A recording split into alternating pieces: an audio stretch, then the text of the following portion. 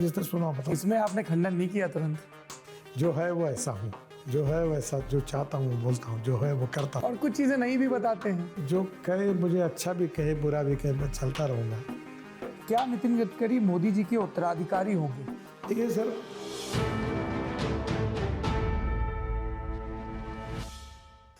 नमस्कार, जमघट के एक और एपिसोड में आपका बहुत बहुत स्वागत है। जमघट लल्लन टॉप की पॉलिटिकल इंटरव्यू की सीरीज है। 2024 में देश में आम चुनाव होने हैं। आपने गौर किया होगा, हम लगातार केंद्रीय मंत्रिपरिषद के प्रमुख मंत्रियों से एक एक करके बात कर रहे हैं। आज के एपिसोड के हमारे जो मेहमान हैं उनकी कहानी बड़ी दिलचस्प है।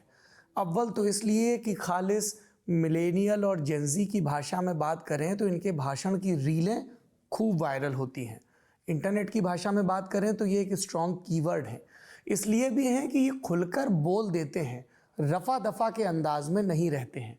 जितने उत्साह से ये सड़कों के बनने की बात करते हैं, उतने ही उत्साह से बात करते हैं कि स्वयं सहायता समूह के जरिए बनी दरियों की क्वालिटी कैसी हो सकती है।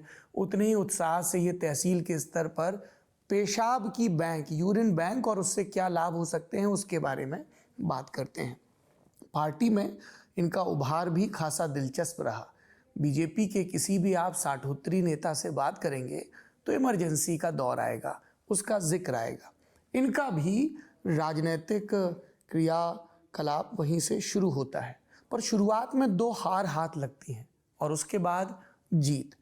इनका नागपुर से मुंबई का सफ़र, मुंबई से दिल्ली का सफ़र तमाम अवरोधों को पार करके आया और यहीं से इनके क्रियाकलापों का वो शब्द भी जुड़ जाता है जिसके ज़रिए कभी इन्हें फ्लाईओवर गडकरी कहा जाता है, कभी पुल गडकरी कहा जाता है। जिसकी जैसी श्रद्धा, जिसकी जैसी राजनीति, उसका वैसा तमगा। आज हम जमघट में विस्तार से बात करेंगे देश के सड़क और परिवहन मंत्री, विशुद्ध सरकारी भाषा में कहूँ तो भूतल एवं परिवहन मंत्री नितिन जयराम गडकरी से। बहुत बहुत स्वागत है सर आपका। नमस्कार। मैं हमारी टीम ने बड़ी विस्तार से 40-50 पन्ने की रिसर्च की है। अभी हाल के जो मसौदे हैं, जो इलेक्ट्रिक व्हीकल को लेकर आपका उत्साह है, अल्टरनेटिव फ्यूल को लेकर उत्साह है, उन सब पर हम लोग बात करेंगे। सड़कों को लेकर तो मैं उत्तर प्रदेश से आता हूँ, तो हम लोग फर्स्ट हैंड देख रहे हैं कि अगर एक्सप्रेस वे हो तो किस तरह से मोबिलिटी बढ़ जाती है, उन पर विस्तार से बात करेंगे। मैं ये भी जानना चाहूँगा कि ठेकेदार शब्द को ना अक्सर बड़े उलाहने और कहीं कहीं तो गाली के उसमें इस्तेमाल किया जाता है। वही तंत्र था, पहले कमलनाथ थे, अब आप हैं, और वही NHAI है, लेकिन डिलीवरी बदल गई। तो उन सब अनुभवों पे बात करेंगे।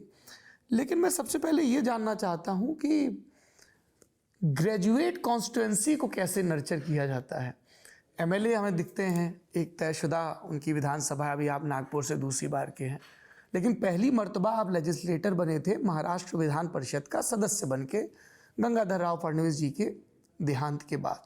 वो तजुर्बा कैसा था? 31 साल का नितिन गडकरी महाराष्ट्र विधान परिषद में शपथ ले रहे हैं, उसके पहले की कहानी और उसकी कहानी। देखिए, पहले ऐसा था कि मैं लॉ के फाइनल ईयर में जब था जी, तब मैं विद्यार्थी परिषद का काम करता था। मैं नागपुर यूनिवर्सिटी स्टूडेंट काउंसिल के चुनाव में खड़ा था। अच्छा, 21 साल की बात है? ये 78, 77, 78 होगा या 78 होगा। जी, तो उस समय स्वाभाविक रूप से डॉक्टर श्रीकांत जिचकार NSUI में थे। वो काफ़ी डिग्री वगैरह लेकर विद्वान व्यक्ति थे। वो मेरे खिलाफ, मैं उनके खिलाफ खड़ा था। मैं चुनाव हार गया। फिर मैं तो स्वाभाविक रूप से, ये आपका पहला चुनाव था? हाँ, 6 जीवन वोट से हार गया था। तो चुनाव मस्त हुआ था। बाद में मेरे चुनाव हारने के बाद मैं लॉ के फाइनल इसमें था, तो RSS के प्रमुख लोगों ने कहा कि अब तुम भारतीय जनता पार्टी का काम करो, क्योंकि मैं 77 के चुनाव में एक्टिव था जनता पार्टी के लिए। तो उस समय लोकतंत्र की लड़ाई थी, तो एक लोकतांत्रिक युवा मोर्चा बना था उस समय। नागपुर में? नहीं, पूरे देश में बना था। अच्छा, जनता पार्टी की यूथ विंग के रूप में।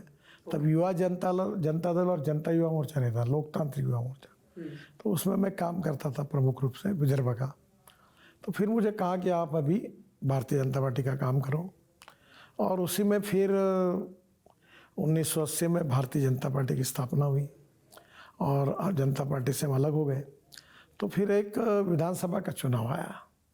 तब शरद पवार जी के नेतृत्व में कांग्रेस उस समय ऑर्गेनाइजेशन संगठन कांग्रेस, जनता दल, भारतीय जनता पार्टी और शेतकरी कामगारी पक्ष से एक अलायंस बनी और उसमें पुलोत करके पुरोगामी लोकशाही दल, लोकतांत्रिक दल, तो उसके तरफ से मैं तब एक 27-28 साल का होगा, 27 साल का, तो मैं उस चुनाव में खड़ा था। ये 1985 की बात है? नहीं, ये 1980 के बाद 81 वगैरह की बात होगी। अच्छा। बाद में वो चुनाव में मैं हार गया और उसके बाद में मैं भारतीय जनता पार्टी का काम करता रहा, फिर सेक्रेटरी, जनता युवा मोर्चा का अध्यक्ष, जनरल सेक्रेटरी, फिर भारतीय जनता पार्टी का प्रदेश का सेक्रेटरी, और धीरे धीरे मुझे फिर अनेक जिम्मेदारियां मिली। और उसी में गंगाधरराव फडणवीस का निधन हो गया। वो हमारे बहुत अच्छे कार्यकर्ता थे। तो उनके निधन के बाद वहाँ से मुझे पार्टी ने लड़ाया और चुनकर आने के बाद मैं विधान परिषद का सदस्य बना। पर विधान परिषद में मैं 4 बार रहा और उसमें से एक बार तो ऐसी स्थिति थी कि 1,80,000 वोटर्स थे और पहली बार मैं अनअपोज ये चुनाव जीता। ये मेरा हिंदुस्तान का रिकॉर्ड है, क्योंकि इस कॉन्स्टिट्यूशन में ऐसा अभी तक देश में कहीं नहीं हुआ। कांग्रेस ने और किसी ने पर्चा नहीं भरा? नहीं भरा। ऐसा क्या कमाल किया आपने? उस समय तो सभी लोग, जैसे आज भी मैं सभी पार्टियों से संबंधित था, तो कोई टिकट ही मेरे खिलाफ नहीं मांगा, तो मैं चुनाव जीत गया। और विधान परिषद में मुझे 18 साल रहने का मौका मिला। और उसी समय मैं, जब भारतीय जनता पार्टी शिवसेना अलायंस की सरकार आई, बाल ठाकरे थे, मनोहर जोशी मुख्यमंत्री बने, उनके मंत्रिमंडल में मैं पीडब्ल्यूडी मिनिस्टर बना। हाँ, उस पर तो हम आएंगे। पर ये बताइए कि ये विधान परिषद का सदस्य यानी विधायक बनने से पहले कुछ रोजगार के साधन भी आपने तलाशे होंगे। किसी ने हमें बताया कि आपने एक दोस्त के साथ पार्टनरशिप में फर्नीचर की दुकान खोली थी। हाँ, वो ऐसा हुआ कि मैं जब स्टूडेंट लीडर था तो एक नागपुर के झांसी रानी चौक में एक रेस्टोरेंट था। तब हाफ चाय 4 आने का मिलता था। अच्छा। तो वहीं हमारे कार्यालय के, एबीपी के कार्यालय के बाजू में रहता था। दिन भर वहाँ इकट्ठा होते थे और तुमको स्टूडेंट का माहौल मालूम होगा, हाफ चाय पीते थे, कभी सिंगल समोसा खाते थे, पैसे तो रहते नहीं थे। वो करते करते हमारी इतना रश हो दुकान में, और उसका धंधा तो कुछ होता नहीं था ज़्यादा, तो उसका हो गया दिवाला पीट चुका। तो एक दिन उसने कहा कि आप लोग तो मेरे परिवार जैसे सब लोग आते हो, पर अब मेरा धंधा ही नहीं चल रहा, मुझे नुकसान में हूँ। तो मैंने बोला ऐसा करो, कुछ नया सोचते हैं। फिर उसको मैं इधर उधर धंधे का क्या गाइडेंस। नाम क्या था उनका? उनका चाय समोसा होटल था। अच्छा, नहीं, उन व्यक्ति का नाम ध्यान है आपको? विजय केवल रामानी करके थे। तो फिर मैं उसको एक मेरे अलमारी, स्टील अलमारी बनाने वाले के पास लेके गया। मैंने बोला ये दुकान अच्छा बनाते हैं, तुम्हारे अलमारियाँ रख दो और ये जैसे बेचेंगे तो अपना कमीशन लेके आपको पैसा देगा। तो उसने एक कंडीशन डाली, वो मुझे जानता था। वो बोला एक ही बात पर उधारी पे माल दूंगा, अगर तुम इसके पार्टनर बनोगे तो। अब ये बात जो होगी कि मेरा तो कोई लेना देना नहीं था, पर उसका भला करना, उसका कुछ का ये था, तो मैं उसका पार्टनर बना। फिर अलमारियाँ बेचते रहे और लॉ भी फाइनल की परीक्षा थी, तो मैं थोड़ा कभी प्रैक्टिस करना ऐसे ही मूड में था। तो वो बिज़नेस की मुझे पहले से ये थी। तो वो करते करते फिर कूलर मैन्युफैक्चरिंग शुरू किया। तो मैंने अपने घर पर कूलर की फैक्ट्री डाली। फिर कूलर अलमारी बेचते, बाजू का दुकान खरीदी किया। तो उसमें जब मैं ग्रेजुएट का ये बना, तो मैं फर्नीचर हम लाते थे दिल्ली से, वो विदाउट बिल आता था। और उस समय काने की एक पलंग दिल्ली के हम लेके गए, और एक नए नए शादी हुआ कपल है, उन लेके गए, उनको दिया। हमको लगा बड़ा सस्ता था, सस्ता दिया, पर वो बाद में 3 दिन के बाद पलंग टेढ़ा हो गया है। तो हमारे पास आए, तब से दिल्ली से कोई माल नहीं लेना तय किया। ये आगा, तब मेरा मत दिल्ली के बारे में, ये बड़ा बोगस शहर है। अच्छा, बिल निकाला हमने, टैक्स भरा, तो उसके ऊपर एस्टीमेट लिखा था। तो हमारा सीए बोले ये बिल ही नहीं है, बोले ये एस्टीमेट है, कोटेशन है बोले, और उसने हमसे टैक्स वसूल कर लिया। तब ध्यान में आया कि दिल्ली की दुनिया अलग है।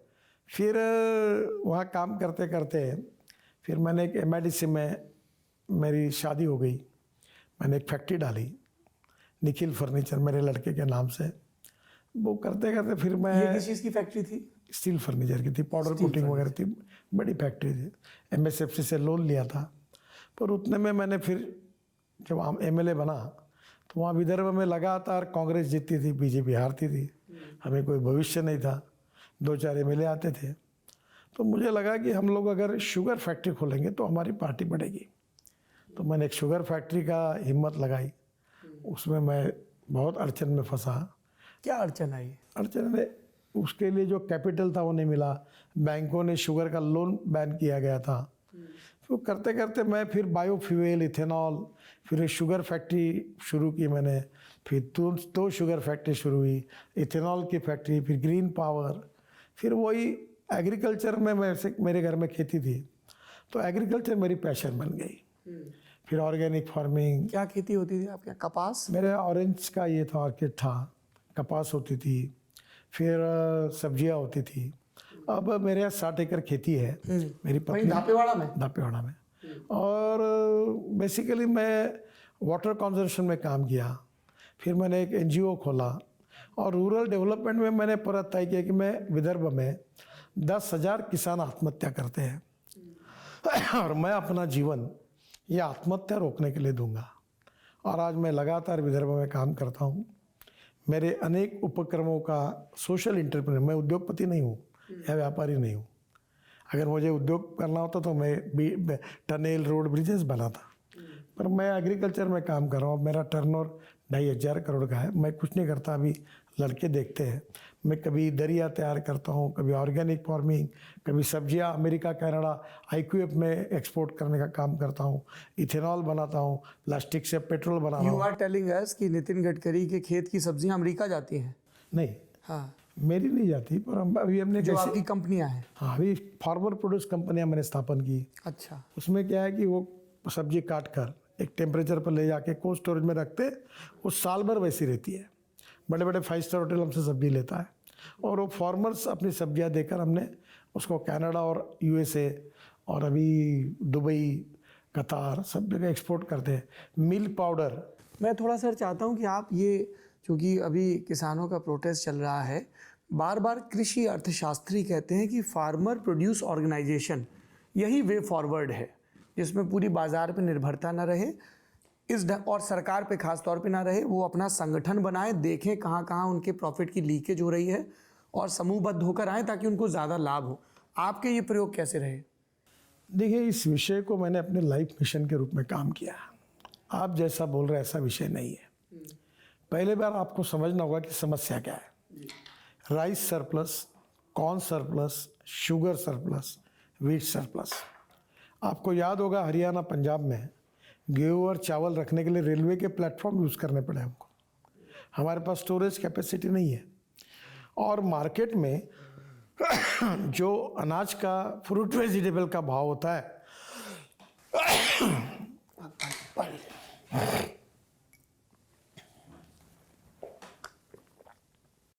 ₹9 cannot even buy you a packet of chips. But अब ये बहुत इंपॉर्टेंट विषय है जी। ये जो भाव होता है डिमांड एंड सप्लाई के साथ होता है और इसलिए फर्टिलाइज़र की कीमतें बढ़ गई, इंसेक्टिसाइड की बढ़ गई, सीमेंट और स्टील की बढ़ गई, पर अनाज की कीमत लगभग वैसी है। मैंने अगर आज पूछा आपको कि 20 साल पहले चावल का भाव क्या था और आज क्या है, ज़्यादा बढ़ोतरी नहीं हुई और इसके कारण खेती इकोनॉमिकली नॉन वायबल हुई। अब मैं जो काम कर रहा हूँ, that is mission of my life, वो ये है कि diversification of agriculture towards energy and power sector. इस देश का किसान केवल अन्नदाता नहीं, वो ऊर्जादाता बन सकता है। अभी मैं मेरे यहाँ 380 मेगावाट पावर तैयार करता हूँ, उसमें से 90 मेगावाट ग्रीन पावर है। फिर केवल किसान अन्नदाता, ऊर्जादाता नहीं, बिटुमिन दाता बन सकता है। अभी हमने ये सक्सेसफुली इम्प्लीमेंट किया है कि परली राइस स्ट्रॉ से 150 टन बिटुमिन बन रहा है पानीपत में। छोटे छोटे उद्योग उसके शुरू होंगे तो किसान बिटुमिन दाता होगा। और अब इंडियन ऑयल ने जो पानीपत में डाला है उसमें परली से 1 lakh litre ethanol, 150 tonne bio bitumen और 76,000 tonne per year bio aviation fuel sustainable aviation fuel यानी हवाई ईंधन तैयार होगा। तो मेरा कंसेप्ट ये है कि हमारे देश के विकास में हमारी एग्रीकल्चर ग्रोथ रेट जीडीपी में कंट्रीब्यूट करती है केवल 12%। हमारी मैन्युफैक्चरिंग सेक्टर कंट्रीब्यूट करता है 22 से 24% और सर्विस सेक्टर 52 से 54%। हमारे एग्रीकल्चर पर जो पॉपुलेशन डिपेंड होती है वो 65%। जब गांधी जी थे तब 90% की आबादी गांव में रहती थी और धीरे धीरे ये 30% का माइग्रेशन क्यों हुआ? इसका कारण आज गांव, गरीब, मजदूर, किसान दुखी है। इसका कारण यह है कि जल, जमीन, जंगल और जानवर, रूरल, एग्रीकल्चर, ट्राइबल, ये जो इकोनॉमी है यहाँ अच्छे रोड नहीं है, पीने के लिए शुद्ध पानी नहीं है, अच्छे अस्पताल नहीं है, अच्छी स्कूलें नहीं है, किसान के फसल को अच्छे भाव नहीं है।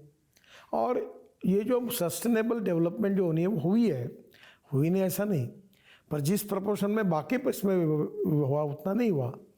हमारी सरकार आने के बाद हम भी बहुत काम कर रहे हैं। हमने 550 एस्पिरेंट ब्लॉक्स निकाले हैं, 120 एस्पिरेंट डिस्ट्रिक्ट मोदी जी ने निकाले कि जहाँ विशेष रूप से काम करें। तो ये जो परिस्थिति है इसमें उपाय यही है, जो मेरी फिलॉसफी है, कि इस देश में 16 लाख करोड़ का फॉसिल फ्यूल इंपोर्ट होता है। ये फ्यूल अगर 10 लाख करोड़, 5 लाख करोड़ भी अगर किसान इथेनॉल तैयार करेगा, ग्रीन हाइड्रोजन तैयार करेगा, तो हमारे देश का किसान सुखी, समृद्ध, संपन्न होगा, गांव में रोजगार निर्माण होंगे। गडकरी जी, ये सोशल एंटरप्रेन्योर के तौर पे आप ये जो चीज़ें बता रहे हैं, ये फिर सरकार इनको बहुत एग्रेसिवली क्यों नहीं कर रही है? उनके सामने तो लाइव उदाहरण है। कर रही है। हमारे सरकार ने इथेनॉल लाया, आज पेट्रोल में 20% इथेनॉल डाल रहे हैं। मैं 2004 से इथेनॉल की बात कर रहा हूँ। हमारे पार्टी में लगातार डिमांड करते रहे। अटल जी ने इथेनॉल लाया, मुझे ब्राज़ील भेजा था राम नाईक जी के साथ। बाद में यूपीए सरकार आई, उन्होंने बंद किया। आज हमारे यहाँ कॉर्न से इथेनॉल बनता है, ब्रोकन राइस से इथेनॉल बनता है, फूड ग्रेन से इथेनॉल बनता है, बाम्बू से, बगास से इथेनॉल बनता है और परली से इथेनॉल बनता है। नुमारीगढ़ करके आसाम में जो रिफाइनरी है वहाँ बाम्बू से इथेनॉल बनता है। और मैंने उनको सजेस्ट किया है कि ये इथेनॉल पेट्रोल में डाल के, जो पेट्रोल की पाइपलाइन बांग्लादेश में जा रही है उसमें 20% इथेनॉल डालिए, ताकि लाखों टन बाम्बू लगेगा तो नॉर्थ ईस्ट के युवाओं को ट्रांसपोर्ट काटने का रोजगार मिलेगा। और ग्रीन फ्यूल से वहाँ 2 रुपये लीटर पेट्रोल सस्ता होगा बांग्लादेश में, और उनका फ़ायदा होगा, तुम्हारा भी फ़ायदा होगा। तो अब नेचुरली आपको मैं बताना चाहता हूँ, पंजाब, हरियाणा, वेस्टर्न यूपी और देश में 186 केवल बायोमास से, परली से बायो सीएनजी और बायो एलएनजी बनने के प्रोजेक्ट 36 चालू हो गए। हमारे देश में अब इथेनॉल बड़े प्रमाण पर शुरू हो गया। हमारे देश में अभी मेरे पास गाड़ी है, आज देख लीजिए आप, 100% इथेनॉल पर चलने वाली है। वो गाड़ी 60% बिजली तैयार करती है, इनोवा गाड़ी है टोयोटा की, और 60% बिजली तैयार करती है, तो उसका पोल्यूशन 0, और उसका एवरेज पेट्रोल के साथ तुलना करेंगे तो 25 रुपये लीटर पेट्रोल का भाव आता है। अच्छा, हाँ, अभी गाड़ी में चक्कर घुमाऊंगा आपको। फिर मेरे पास हाइड्रोजन की गाड़ी है, पानी से हाइड्रोजन निकलता है, कचरे से हाइड्रोजन निकलता है। हमारा किसान अपने रूफटॉप सोलर डाल के, इलेक्ट्रोल डाल के पानी से हाइड्रोजन निकालेगा, उस पर ट्रक बसेस चलेगी। तो किसान अन्नदाता, ऊर्जादाता, बिटुमिन दाता, हवाई ईंधन दाता, अभी इथेनॉल से बायो एविएशन फ्यूल बना रहा है, सस्टेनेबल एविएशन फ्यूल। तो इसके कारण हमारे जो हवाई जहाज है वो उसके ऊपर चलेंगे। 2 साल पहले हमारे फाइटर जेट और हेलीकॉप्टर फ्लाइट ये 100% इस पर चले, बायो एविएशन फ्यूल पर। हमने खुद इनिशिएटिव लेकर स्पाइस जेट का विमान देहरादून से दिल्ली लाया, जो 50% एविएशन फ्यूल बायो थी। तो मेरा कहना यह है कि अब सब्जियां उगाकर और गेहूं, चावल, गन्ना लगाकर, मक्का लगाकर अब किसान की प्रगति नहीं हो सकती, उसकी मर्यादा है। डाइवर्सिफिकेशन। अब किसान को ऊर्जा दाता बनना चाहिए, किसान को हाइड्रोजन दाता बनना चाहिए, किसान को इथेनॉल दाता बनना चाहिए, किसान को सीएनजी दाता बनना चाहिए, किसान को बिटुमिन दाता, डांबर दाता बनना चाहिए। तो ये हो रहा है, और ये होने से फिर किसान के हाथ में पैसे आएंगे। स्केल अप नहीं हो पा रहा है, लेकिन इंस्टीट्यूशनलाइज लेवल पे बहुत, जैसे आपने कई उदाहरण दिए, बड़े उत्साहकारी उदाहरण है। सर, मैं आपको एक बात बताता हूँ, आप ये याद रखना, मैं जितना कुछ बोल रहा हूँ हर चीज़ मैं कर रहा हूँ। तुम्हारे आंखों से आके देख सकते हो। कहाँ पे आना होगा मुझे? पूरे मेरे नागपुर में आइए, मैं 5-6 जिले में काम करता हूँ। ठीक है। देखो, मैं राजनीतिज्ञ नहीं हूँ, मुझे होना भी नहीं। हाँ, मैं ये मानता हूँ कि politics is the instrument of socio economic reform. गांव गरीब मजदूर किसान के कल्याण के लिए काम करना। पंडित दीनदयाल उपाध्याय जी का जो सामाजिक आर्थिक चिंतन है अंत्योदय, कि समाज का जो आखिरी व्यक्ति है, जो शोषित है, पीड़ित है, दलित है, जो सामाजिक आर्थिक शैक्षणिक से पिछड़ा हुआ है, उसको भगवान मानकर उसकी निरंतर सेवा करे, और जिस दिन उस व्यक्ति को रोटी कपड़ा मकान मिलेगा उस दिन हमारा कार्य पूरा होगा।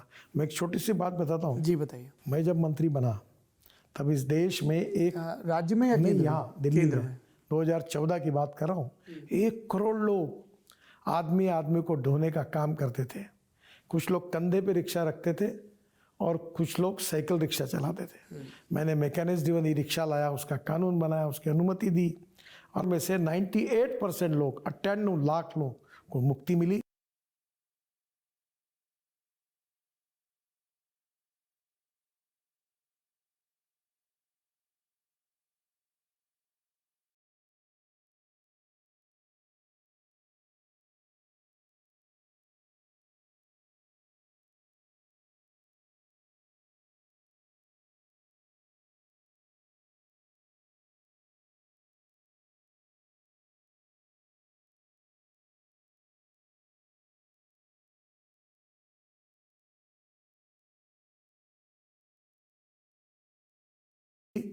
अब वो ई कार्ड चलाते हैं, ई रिक्शा चलाते हैं, ई ऑटो रिक्शा चलाते हैं। बेचारों को मुक्ति मिली, उनका शोषण समाप्त हुआ। अगर मुझे कोई पूछता है कि मैंने इतने टनल बनाई, रोड बनाई, हाईवे बनाए, तो मैं बनता हूँ मेरे लाइफ में सबसे बड़ा काम अगर कोई होगा तो ये 1 करोड़ लोगों को जो जीवन मिला है, ये मेरे लाइफ का सबसे बड़ा काम है। और मैं देखो, मैं कोई साधु सन्यासी नहीं हूँ। मैं अपने घर में, मेरे पत्नी, परिवार, बच्चे हैं, वो 2 पैसे कमाते हैं और फिर मैं समाज की सेवा करता हूँ। मैं संघ का स्वयंसेवक हूँ, विद्यार्थी परिषद का कार्य करता हूँ, और घर में मैंने अपने रूम में एक लिखा हुआ है, मनसा सततम स्मरणीयम, वचसा सततम वदनीयम, लोकहितम मम करणीयम। और मुझे कोई चिंता नहीं, जो चाहे मुझे वोट दे ना दे, मैं अपना काम करते रहूँगा, समाज की सेवा करूँगा, और वो भी अपना घर परिवार देखने के बाद करता हूँ। तो मैं कोई त्यागी तपस्वी नहीं, छोटा आदमी हूँ, वैसे ही रहना चाहता हूँ। आप ये बात कर रहे हैं, आपने बड़े विस्तार से खुल के अपने परिवार के उपक्रमों की भी बात की। लोग अक्सर जब नितिन जयराम गडकरी की पॉलिटिकल बायोग्राफी लिखते हैं तो कहते हैं कि गडकरी जी में पारदर्शिता है और उससे भी ज़्यादा एक ठसक है, और वो आपकी ठसक के हमें बड़े उदाहरण सुनाते हैं। कहते हैं कि ठसक वाला आदमी है, अधिकारियों कहते थे देखो ये काम टाइम से हो वरना फेंक दूंगा, है ना, वरना ये बोले। 2 नितिन गडकरी दिखते हैं, एक जो अपने जूनियर इंजीनियर और एक्सीएन की भी बड़ी चिंता करते हैं कि तुम्हारे बच्चे कहाँ पढ़ रहे हैं, ठीक है, तो एक तो इतनी चिंता करने वाला है, और एक गुस्सैल आदमी है जो बिल्कुल रफ भाषा बोलेगा ये काम नहीं किया तो तुम्हें नीचे फेंक दूंगा। सत्य हैं दोनों बातें? देखिए, आप एक बात समझिए कि मैं जो काम करता हूँ, जो पैसा लगता है, वो भारत की जनता का है। अगर इस पैसे में बेईमानी होगी, भ्रष्टाचार होगा, क्वालिटी अच्छी नहीं होगी, तो देश की जनता का नुकसान होगा। मैं वो बर्दाश्त नहीं करता। मैं मानता हूँ मेरी चीज़ क्वालिटी अच्छी बननी चाहिए। ये देश की संपत्ति है, ये देश की जनता इसकी मालिक है। कोई बेईमानी, भ्रष्टाचार नहीं चलेगा। मैं 50 लाख करोड़ से ज़्यादा काम दे चुका हूँ अभी तक 10 साल में। मैं शिपिंग मंत्री था, सागरमाला आई, भारतमाला आई, अब पर्वतमाला आई। मैंने पोर्ट में प्रॉफिट बढ़ा, इतने प्रॉफिट बढ़े। मैंने नमामि गंगे का काम किया, वाटर रिसोर्सेस में काम किया, बड़े बड़े डैम बनाने का मौका मुझे मिला, राज्यों के झगड़े मैंने समाप्त की है।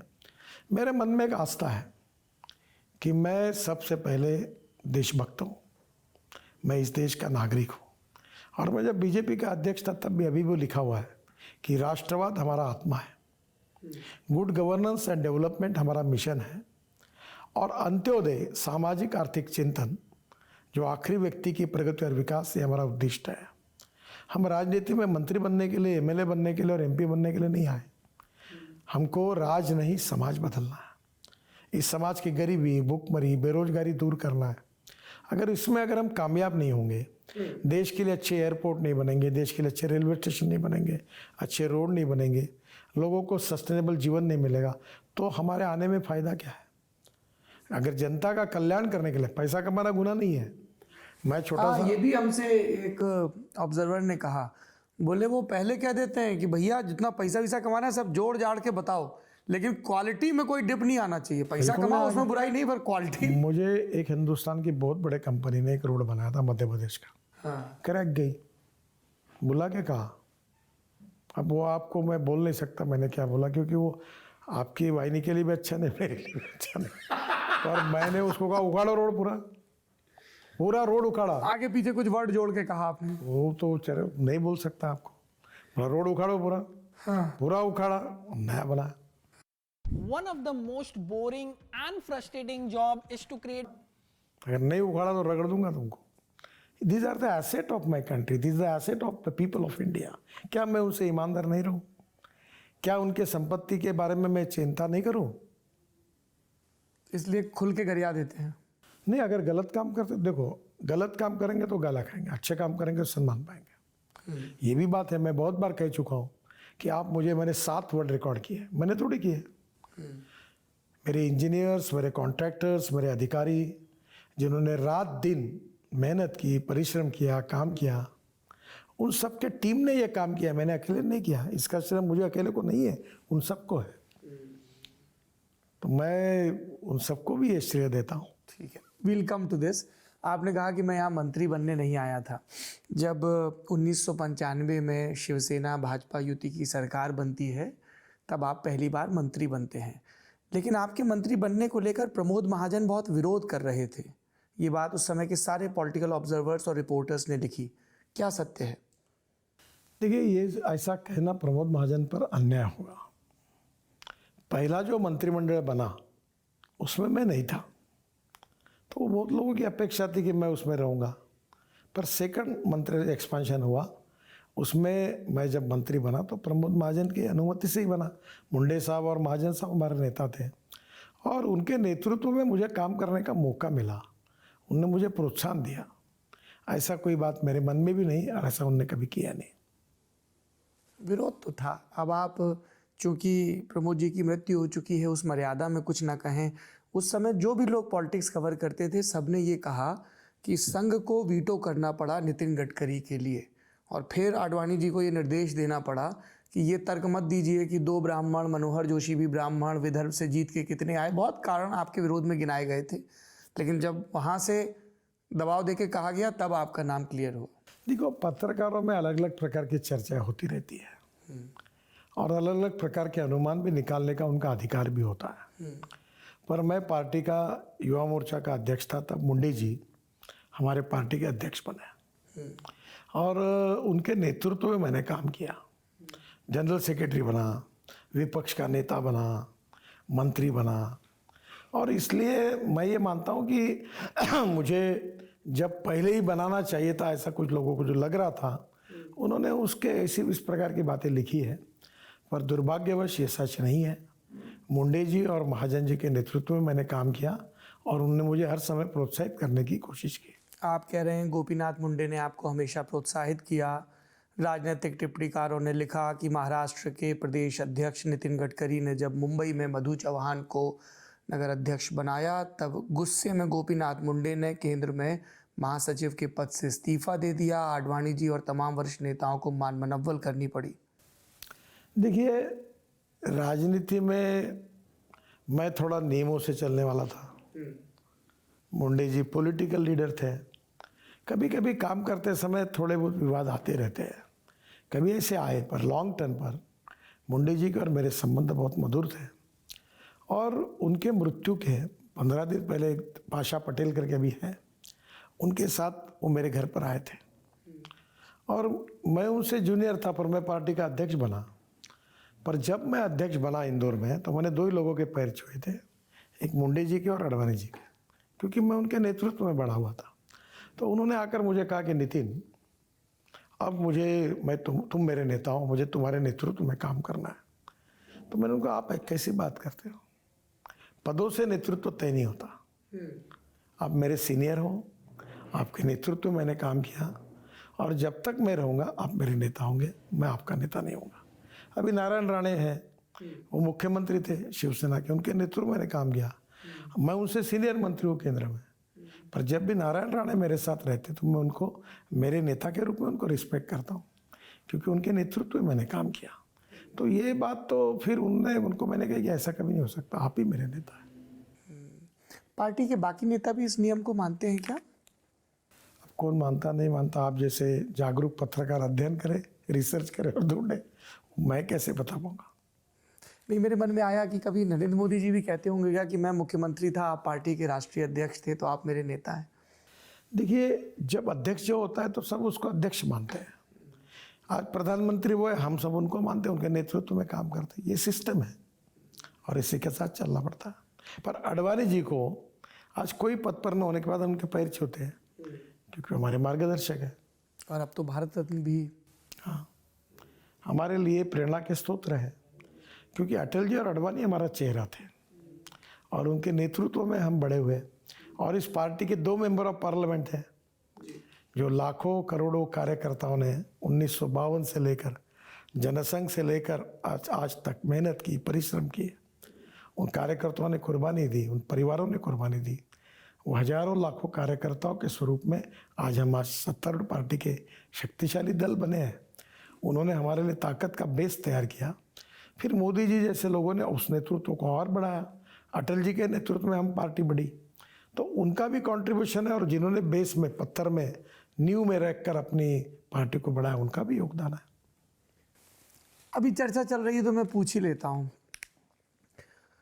दिल्ली की एक लेफ्ट लिबरल लॉबी और एक बीजेपी समर्थकों की एक ऐसी लॉबी भी जो अभी तक इस चीज़ के साथ सम पे नहीं आ पाए हैं कि नरेंद्र मोदी के नेतृत्व में 2014 से भारतीय जनता पार्टी अभूतपूर्व चुनावी सफलता हासिल कर रही है। तो एक नैरेटिव चलाने की बीच बीच में कोशिश होती है। एक समय तक हुआ कि राजनाथ सिंह भी हो सकते हैं दावेदार, बहुमत में कुछ कम हो गया, ज़्यादा हो गया, एक लंबे समय तक ये सुरसुरी छोड़ी गई दिल्ली में। अब उन सब लोगों की इस पॉलिटिकल चर्चा के लिए पहली पसंद है नितिन गडकरी, और एक वर्सेस का नैरेटिव क्रिएट किया जाता है, गोया नरेंद्र मोदी और नितिन गडकरी अलग अलग टीमों में हो। जब ये खबरें आप तक पहुंचती हैं तो आपकी रिएक्शन क्या होती है? नहीं, मुझे दुख होता है। कुछ लोग मीडिया में हम दोनों के बीच में झगड़ा लगे ऐसे झूठे स्टेटमेंट बार बार देते हैं। जैसे बहुत बार आते हैं कुछ भी उल्टी तिल्टे करके कि मैंने ऐसा ललकारा, वैसे ललकारा। कैबिनेट में झगड़ा हो गया नरेंद्र मोदी और नितिन गडकरी के बीच। देखिए, मैं भारतीय जनता पार्टी का कार्यकर्ता हूँ, हाँ, संघ का स्वयंसेवक हूँ, विद्यार्थी परिषद का कार्यकर्ता रहा हूँ। और politics is the instrument of socio economic reform, इस कन्विक्शन के साथ काम कर रहा हूँ। पार्टी की विचारधारा हमने हमारे पार्टी कार्यालय में लिखा है कि पहले नेशन फर्स्ट, देन पार्टी, उसके बाद मैं। तो नेचुरली आज मोदी जी हमारे प्रधानमंत्री, उनके नेतृत्व में देश में चौफेर विकास हो रहा है। न प्रधानमंत्री का कोई सवाल है, न कोई झगड़ा है, न कोई विवाद है, न हमने कोई क्लेम किया है। जो फुकट में लोग बैठे, जो खाली बैठे हैं, वो अपना एनालिसिस करते रहते हैं और अपने चैनल के लिए नए नए कार्यक्रम देते रहते हैं। सही है कि हम पार्टी एक कन्विक्शन ओरिएंटेड डिसिप्लिन पार्टी है। और मैं अक्सर कहता हूँ कि मुख्यमंत्री एक्स चीफ मिनिस्टर बन जाता है, मंत्री एक्स मंत्री बनता है, एमएलए एक्स एमएलए बनता है, एमपी एक्स एमपी बनता है, पर कार्यकर्ता कभी एक्स कार्यकर्ता नहीं बनता। अपने जीवन में इस पार्टी को मैंने अपने 20 साल अपना करियर छोड़कर मैंने रात दिन मेहनत करके विदर्भ और महाराष्ट्र के क्षेत्र में घूम घूम कर मेहनत की। रात को कभी कभी खाना भी नहीं खाता था। मेहनत करते हुए इस पार्टी को हमने बढ़ाया, उसके लिए मुझे काम करने का सौभाग्य मिला। तो नेचुरली इस प्रकार की बातें, हमारे जो पावर पॉलिटिक्स और केवल करियर ओरिएंटेड होते हैं, उनमें झगड़े होते हैं। न मेरे मन में कोई सपना है कि मैं प्रधानमंत्री बनूं, न मेरी कोई अपेक्षा है, न मेरी कोई योजना है। मैं तो काम करते रहता हूँ, करते रहूँगा, यही भाव है। इसकी वजह गडकरी जी ये तो नहीं है कि जब आप पार्टी के राष्ट्रीय अध्यक्ष थे तब आपके और उस समय गुजरात के मुख्यमंत्री नरेंद्र मोदी के बीच खास तौर पर संजय जोशी को लेकर अदावत रही, और ये बड़ी जगजाहिर अदावत है। नरेंद्र मोदी 2012 में उत्तर प्रदेश में प्रचार करने नहीं आए। संजय जोशी के इस्तीफे से पहले वो मुंबई की मीटिंग में नहीं पहुंचे। ये सब तो बड़ी जाहिर सी चीज़ें हैं। देखिए, पार्टी के अंतर्गत इतिहास में ऐसी घटनाएं होती रहती है, क्योंकि जहाँ व्यक्ति समूह का काम होता है। अब पुरानी बातों को ख़त्म हो गई, हम सब लोग नए इतिहास करके राष्ट्र के पुनर्निर्माण में कार्य कर रहे हैं। अब आगे का देखना ही उचित होगा। मैं डॉक्टर अभिजीत सोनावणे, वो पहली बार ये सूचना दी गई कि अब आपको महाराष्ट्र को छोड़कर उस दिल्ली जाना है जिस दिल्ली के लोग टूटा हुआ पलंग भेज देते हैं, खराब क्वालिटी का। आपका तजुर्बा बड़ा खराब रहा था। पहली बार आपसे क्या विचार विमर्श हुआ और किसने किया? देखिए, उस समय भारतीय जनता पार्टी की हार जब हुई थी 2009 में 9 में, तो उसके बाद भारतीय जनता पार्टी में खूब चर्चा होती रहती थी। चिट्ठियाँ, अरुण शौरी कह रहे हैं ऐरे गहरे नत्थू खैरे, हमटी डमटी, यशवंत सिन्हा कह रहे हैं कि सिर्फ अरुण जेटली नहीं, सबको जिम्मेदारी लेनी चाहिए। सब तरफ से चिट्ठियां लिखी जा रही थी, नाराजगियां एकदम भरपूर थी, दे बयान पे बयान। देखिए, उस परिस्थिति में संघ और अडवाणी के बीच में भी काफ़ी डायलॉग हुए थे, और तब अडवाणी जी और संघ में ऐसा लगा कि हमने नए जनरेशन के कोई नेता को जिम्मेदारी देनी चाहिए। तो उसमें 4 नाम निकले थे। एक नरेंद्र मोदी जी का था, एक शिवराज चौहान का था, एक मनोहर पर्रिकर था और मेरा था। अच्छा, ये 4 नाम थे, क्योंकि दिल्ली की प्रेस कॉन्फ्रेंस में तो जो 4 नाम गिनाए जा रहे थे वो थे वेंकैया नायडू, अरुण जेटली, सुषमा स्वराज और अनंत कुमार। और बाद में सुषमा ने कहा कि नहीं, मैं नहीं, नरेंद्र मोदी। ये 4 नाम, आपने ये 4 नए नाम बताएं। नहीं, उस समय जो नाम थे ये प्रस्तावित सभी लोग काम करते थे। शिवराज जी, मनोहर पर्रिकर जी, आप और नरेंद्र मोदी जी। तो नया आदमी कोई तो भी दिल्ली में लाना चाहिए, ऐसा और दिल्ली के बाहर का, हाँ, ये मोहन भागवत जी का विचार था। नहीं, मुझे मालूम नहीं किसका विचार था, वो चर्चा हुई थी उस समय। जी। और उसी में से उस समय मनोहर पर्रिकर, शिवराज सिंह चौहान गोवा में थे, वो उधर शिवराज जी मध्य प्रदेश में थे, तो नेचुरली वो वहाँ से आना नहीं चाहते थे। मोदी जी भी मुख्यमंत्री थे, तो उन्होंने कहा कि इस समय गुजरात में है, तो नेचुरली फिर एक नाम मेरा रहा। तो मेरा नाम जब हुआ तब मुझे भी लगा कि एकदम मैं दिल्ली आता ही नहीं था, ज़्यादा मेरे संबंध नहीं थे। किसने चर्चा की थी आपसे? सुरेश सोनी जी ने?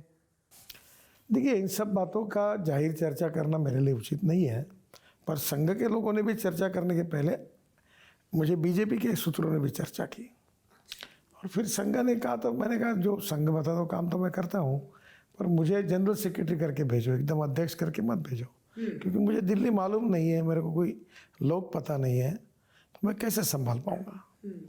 तो उन्होंने आग्रह किया कि इस समय परिस्थिति में पर रहे नहीं, आप नहीं जाना चाहिए, हम सब आपके साथ खड़े रहेंगे, आप करिए जिम्मेदारी। संघ ने कहा। हाँ, तो फिर मैं आया, बना। आने के पहले आप रामलाल जी से मिलने आए थे पार्टी दफ्तर में, तब कहा गया था कि नहीं नहीं कटसी मीट है, लेकिन बाद में पता चला कि कटसी मीट नहीं थी। संगठन मंत्री रामलाल जी आपको संगठन महासचिव समझा रहे थे कि अध्यक्ष के तौर पे कैसा क्या। कुछ गलत बात थी यहाँ। मैंने अपने पावर प्रोजेक्ट के लिए इरेडा से लोन लिया था जी, और वो लोन वापस करने के कुछ थोड़ा बैलेंस बढ़ा था, वहाँ बात करके वन टाइम सेटलमेंट करने के लिए मैं उनके पास आया था। फिर उसके बाद मैंने रामलाल जी को फ़ोन किया, तो बोले आप टाइम है क्या? मैंने बोला आइए घर पर, मेरे चाय भी लाता हूँ। मैं उनके घर गया, और मैं घर गया और अंदर बैठा, 15 मिनट के अंदर उनके घर को पूरे मीडिया ने कवर कर घेर लिया था। मैं जब बाहर आया तो सब लोग मेरे पीछे लग गए जी। तो वो तो बात हमारी उनकी कड़सी विजिट थी, उसमें ये थोड़ी ये भी चर्चा हो गई, पर वो कोई प्लान विजिट नहीं थी, वो कोई बीजेपी को समझने के लिए नहीं आया था। क्योंकि चर्चा शुरू हो चुकी थी गडकरी जी। मीडिया वालों ने चला दी कि मैं आया, ये ऑफिशियली तुम जो बोल रहे हो ना, ये देखो आप लोगों को लिखने का अधिकार है, तो वो मेरी तो सही में तो प्राइवेट विजिट, कटसी विजिट। पर हम लोगों को तो पार्टी सूत्रों से ही पता चलता है शाम ना। को 7 बजे मुझे फ्लाइट पकड़ना था जी। सुबह के फ्लाइट से मैं आया था, दोपहर को मैंने अपना काम किया, मैं वापस जा रहा था, महाराष्ट्र सदन रुका था। तो जाते समय मैंने फ़ोन किया रामलाल जी, क्योंकि मैं पार्टी का अध्यक्ष था ना महाराष्ट्र का। तो क्या बोले, कहाँ है? बोला ऐसे काम के लिए आया था। बोले आप चाय पीने के लिए आ सकते हैं तो आइए। हाँ, मैंने बोला 7 बजे फ्लाइट है, टाइम है, मैं आता हूँ। मैं गया उनके यहाँ, बस वहाँ से एयरपोर्ट गया और चला गया। तो यूजुअली जब इस तरह से फ्लाईओवर बनता है, क्योंकि ये इकलौता मौका है जब एक प्रदेश का अध्यक्ष सीधे देश का अध्यक्ष बने। आपने खुद कहा कि आप चाह रहे थे कि महासचिव बने, तो इसमें क्या होता है? आप जाके बड़े नेताओं से मिले, थोड़ा हम लोग ना जो बाहर से देखते हैं देखो, वो मैं समझना चाहते हैं। मैं किसी को मिला नहीं, मैंने अपना बायोडाटा कभी लिखा नहीं, और कोई पद मुझे मिलना चाहिए आज तक मेरे जीवन में मैं किसी के पास नहीं गया। और एक कार्यकर्ता के रूप में मैंने छोटे लेवल से काम किया। ये पार्टी की विशेषता है। मेरा हैंडराइटिंग खराब था, तो काले दीवार पर चूना लगाने का काम करता था, और उस समय पोस्टर्स चिपकाते थे, तो नीचे लगने से क्या लोग फाड़ देते थे, तो एक सीढ़ी लगाकर ऊपर में उसको लगाकर उसको चिपकाने का काम मैं करता, उसी के लायक था। वो काम से शुरुआत की, पर्चियाँ बांटता था। आपकी हैंड राइटिंग खराब थी, लेकिन राइटिंग ऑन द वॉल पढ़ना आपको खूब आता है। नहीं, मैं क्या करता था उस समय टेक्नोलॉजी प्रगत नहीं थी, तो नील से लिखा जाता था या गेरू से लिखा जाता था। तो वो लिखने के पहले जो बेस है उसको वाइट करते थे चूने से, वो काम मैं करता था। खुशी रहती थी, मज़ा आती थी, काम करते थे। आप कह रहे हैं टेक्नोलॉजी, लेकिन बीजेपी कवर करने वाले पत्रकारों ने बताया कि नितिन गडकरी के अध्यक्ष बनने के बाद ही अब तो आपको नया दफ्तर दिखता है, लेकिन अशोका रोड वाले दफ्तर को टैक्स सेवी बनाने का काम भी उन्होंने ही किया। उसके पहले चीज़ें बड़ी पुराने ढंग से चल रही थी। वो दफ्तर अच्छा नहीं था, उसका प्लानिंग किया, आर्किटेक्ट बुलाया, हॉल बनाया, सब बदल दिया, अच्छा दफ्तर बनाया। ये नया दफ्तर जो बनाया उसकी जगह मैंने, उस समय कमलनाथ मंत्री थे, सोनिया गांधी और उस समय मनमोहन सिंह थे, उनके पास 2 बार 3 बार जाकर वो प्लॉट मैंने मिलाया, फिर वो प्लॉट एक्सचेंज हुआ। जरा ये बता दीजिए, जब भाजपा का नेता कांग्रेस के मंत्री के पास जाता है कुछ मांगने, तो क्या संवाद होता है? क्योंकि आपने थोड़ी देर पहले कहा भी कि मेरे सब पार्टियों में ठीक संबंध नहीं, है। प्रॉब्लम ये था, मैंने उनको कहा कि सब पार्टियों को प्लॉट मिले, हमको भी मिलना चाहिए। तो उस समय उन्होंने सैंक्शन किया। कोई नानुकुर नहीं की कमलनाथ ने? नहीं, उन्होंने दिया। अभी वो आने वाले हैं पार्टी में? मुझे नहीं पता, तो पार्टी का अध्यक्ष बता पाएंगे कौन आ रहा है, क्या हुआ है। चर्चा तो आप तक भी आई होगी। मुझे कुछ मालूम नहीं, आइडिया नहीं उसके। अच्छा, आप फिर अध्यक्ष बन के आ गए। उन दिनों 2-3 बयान बड़े मशहूर हुए थे। वो मेरी पॉलिटिकल रिपोर्टर के तौर पर बिल्कुल शुरुआत थी जब आप अध्यक्ष बन के आए थे। एक कि ये पहला ऐसा नेता है जो पैंट कमीज पहनता है, ये वो लोड नहीं लेता है कि नेता को कुर्ता पजामा पहनना चाहिए। दूसरा, अपना बावर्ची साथ लेके आता है ये नेता, इसको दिल्ली के खाने और दिल्ली के बनाने वालों पे भरोसा नहीं है। और तीसरा, इनको बड़ा समय लग रहा है मेंटली इस चीज़ में कि अब मुझे दिल्ली ही रहना है, इनको दौड़ा छूटी नागपुर जाना होता है। सही है तीनों बातें? देखिए, पहली बात तो ऐसी है, जो आपने पहली बात पूछी कि मैं पैंट शर्ट पहनता हूँ, तब भी पहनता था, अभी आजकल कोट पहन कर अभी हूँ, ठंड के दिन है, फिर पैजामा कुर्ता पहनता हूँ। तो मैंने, एक मेरे मन की बात है, एक शायद सही गलत हो सकती है, मैं बोला जैसे हो वैसे दिखो, जो पहनना है वो पहनो। अब मैं पहले से पैंट शर्ट पहनता हूँ और जैकेट पहनता था, तो मैं पैंट शर्ट पहनता हूँ। तब मुझे लोगों ने कहा कि यूपी बिहार में अगर आप जाओगे तो आप धोती पहनोगे तो अच्छा होगा। तो मैंने बोला, आप देखो भाई, मैं अपनी कोई बात आर्टिफिशियल नहीं करना चाहता, जो नेचुरल है वैसा दिखे, जो अपना सही है वो बोले, लोग पसंद करें या ना करें उनका सवाल है। तो ये बात पहले से मेरे मन में थी। दूसरी बात, मैंने कोई अपने साथ शेफ नहीं लाया था, पर जब मेरा घर हो गया और घर में 14-15 लोग बैठते, डाइनिंग टेबल है, नाश्ता होता है, भोजन करने लोग आते हैं, तो नेचुरली मेरा मुंबई का जो शेफ है वही आए। अब 4 है मेरे पास, तो सब तो एक उत्तराखंड का भी है, एक बंगाल का है, एक महाराष्ट्र का है, तो ऐसा कुछ नहीं था। और तीसरी बात, आखिरी बार आपने अकेले भोजन कब किया है? क्योंकि हम लोगों ने ये भी सुना है कि गडकरी जी भोजन करने बैठेंगे तो 2-4 लोग तो होंगे ही मिनिमम। मैं देखो, मेरे एक पद्धति है, माँ के समय से है कि नाश्ते के समय जितने लोग रहते वो नाश्ता करते, भोजन के जितने लोग भोजन करते, उनको बाहर बिठाकर घर में खाना, ऐसा हमारे परिवार में कभी नहीं हुआ। पूछते हैं उसको, जो भी दाल रोटी होगी उसको भी देते हैं। एक तीसरी बात आपने दिल्ली में पूछी थी जी, एक कपड़े की, एक शेप की, और क्या पूछा था? हाँ, मन नागपुर नहीं जाने लगता था, दौड़ा छूटी नागपुर। देखिए, आपको एक बात बताता हूँ, मैं नागपुर में पहली बार मैंने एक आह्वान किया था कि राजनीति का मतलब केवल सत्ता की राजनीति नहीं होता। राजनीति ने सत्ताकरण नहीं, राजकारण ने सत्ताकरण नहीं, राजकारण यानी राष्ट्रकारण, विकास कारण, समाज कारण है।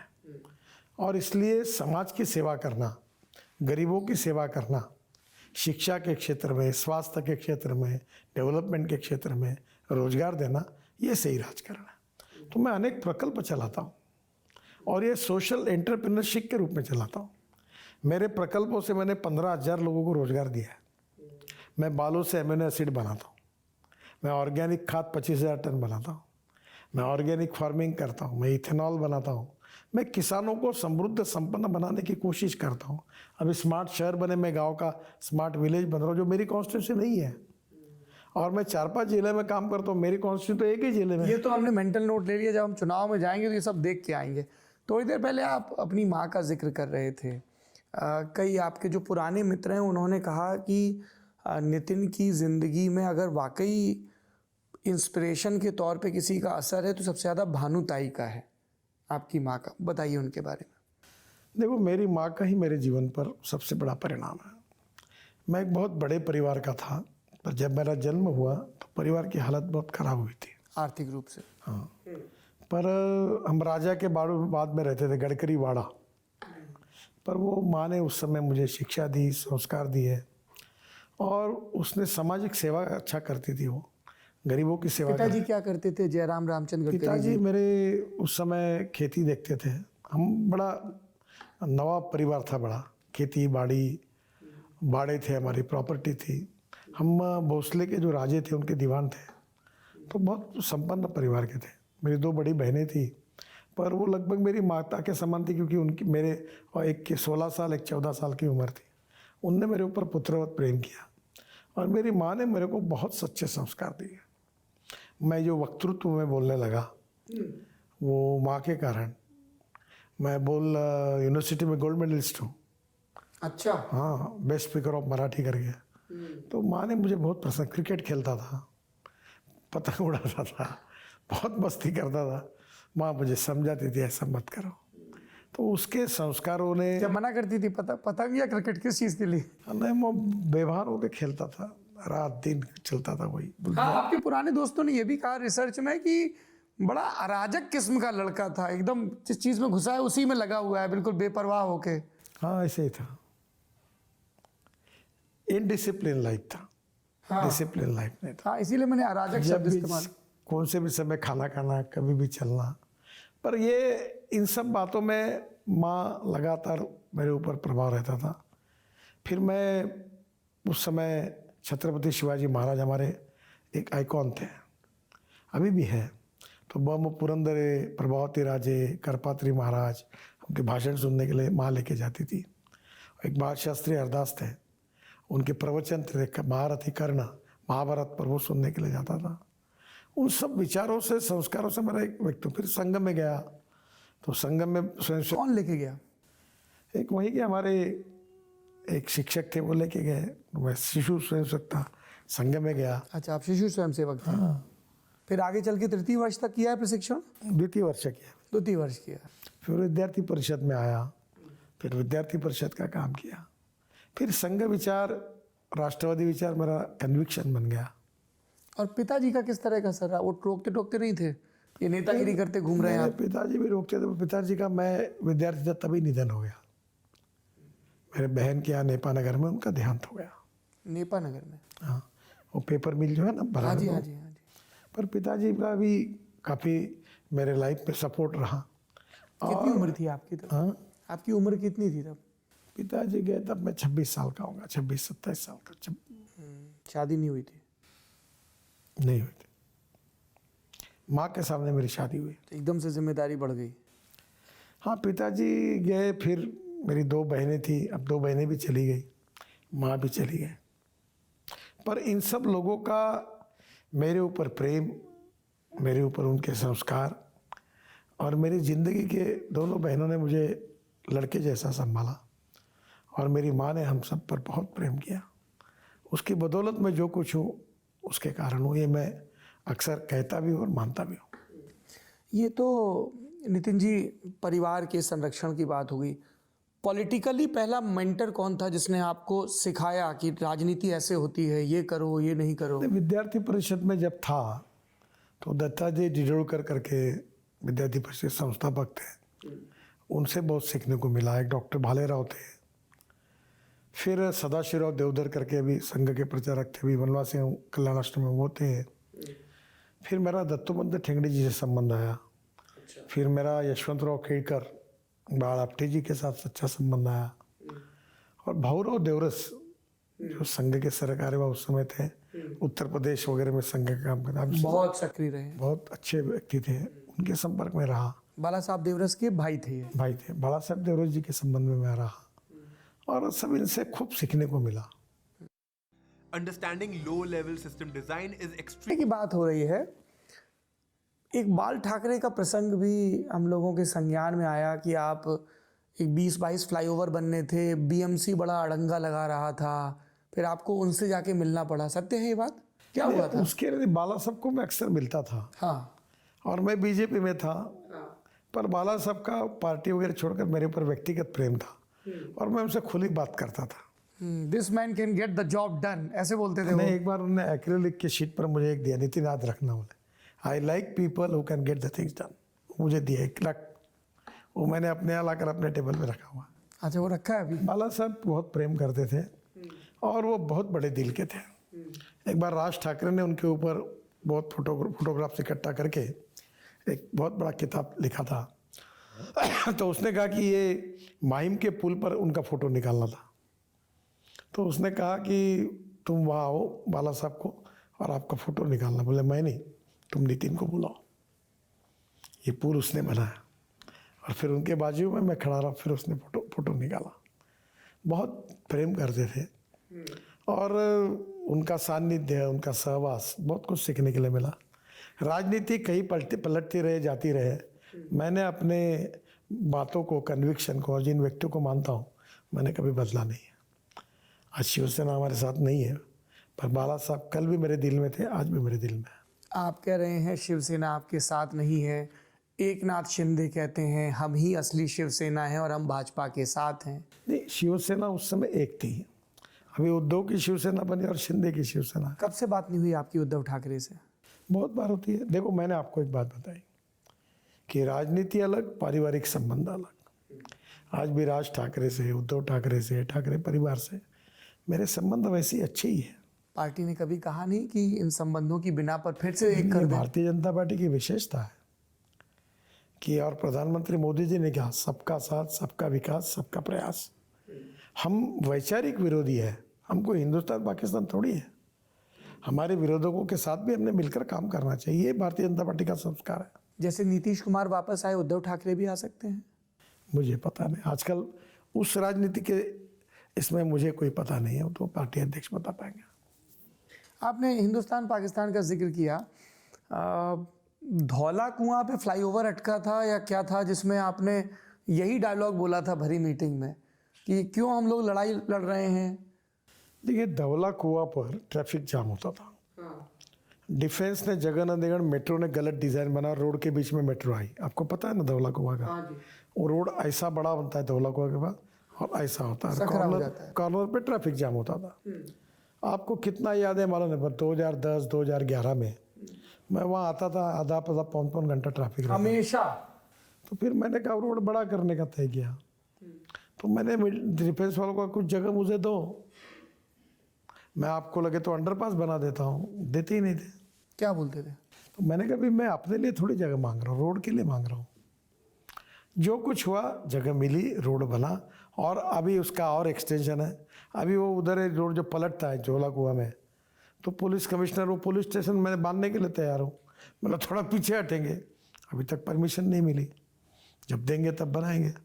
वहाँ अभी मिलिट्री ने परमिशन दी है, कोई यूटिलिटी शिफ्टिंग करके उसको जो धौला कुआं का कॉर्नर है ना, उसको हम और अच्छे तरीके से बना रहे हैं।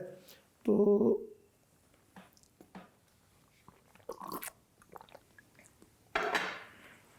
वो अभी बन जाएगा। नितिन जी, मैं ये समझना चाहता हूँ, आप कह रहे हैं कि नहीं दे रहे हैं, ऐसे कैसे नहीं दे रहे हैं? दिल्ली आता है गृह मंत्रालय के अंतर्गत, लैंड पूल उनके पास है, आप देश की सरकार के मंत्री हैं और आपने कहा मैं अपने घर के लिए सड़क थोड़ी बना रहा हूँ, देश की सड़क बन रही, तो फिर चीज़ें अटक कहाँ जाती हैं? देखिए सर, ये सिस्टम ऐसी होती है। मनोहर पर्रिकर खुद डिफेंस मिनिस्टर थे, फिर वो मेरे कहने पर जगह पर आए, उन्होंने वो जो अंडरपास बनाया हमने, वो रोड को क्रॉस किया इधर से होकर उनके अंदर, उसका सुझाव दिया, वो बनाने के लिए मान्य किया। देखिए, इसमें किसी का दोष नहीं होता, सिस्टम में इतनी कॉम्प्लिकेटेड बनी है, हर आदमी उस पर वेटो यूज करता है। अब उसको लगता है हम डिफेंस की जगह क्यों दें, तो ये चलते ही रहता है। देखो, मैं अक्सर एक बात लोगों को बताते रहता हूँ कि समस्या है, पर कुछ लोग ऐसे होते हैं they can convert problems into opportunities, और कुछ लोग ऐसे होते हैं they can convert opportunities into the problems. ये जरा दूसरे का उदाहरण बताइए पहले तो। मैं ये कहता हूँ कि समस्याओं को झेलो, मात करो, यही तो लीडरशिप की टेस्ट है। अब किसने नहीं दिया, क्या किया, छोड़ दो। मुझे अगर मंत्री बना और मुझे रोड बड़ा करना है तो रोड बनाना ये मेरी टेस्ट है, परीक्षा है, और मैंने करना चाहिए, मेरा मिशन है, ये मेरा उद्दिष्ट है। और मैं ये मेरे खुद के लिए थोड़ी कर रहा हूँ। आज दिल्ली की लाखों करोड़ों जनता को रोज़ इतना पोल्यूशन कम हो गया, रोज़ उनका समय बच रहा है, ये जनता का फ़ायदा हुआ। कोई मेरा दुकान तो नहीं है उस रोड पर कोई मुझे डालना। किस तरह की दिक्कतें आती हैं मंत्री जी? जैसे हम लोग अध्ययन कर रहे थे, दिल्ली से कटरा वैष्णो देवी के दर्शन के लिए हम लोग जाते हैं, ये एक एक्सप्रेसवे बन रहा है। इसमें पंजाब वाले एरिया में ज़मीन को लेके समस्याएं काफ़ी आ रही हैं। काफ़ी समस्या है, क्योंकि लैंड एक्विजिशन स्टेट गवर्नमेंट के द्वारा होती है।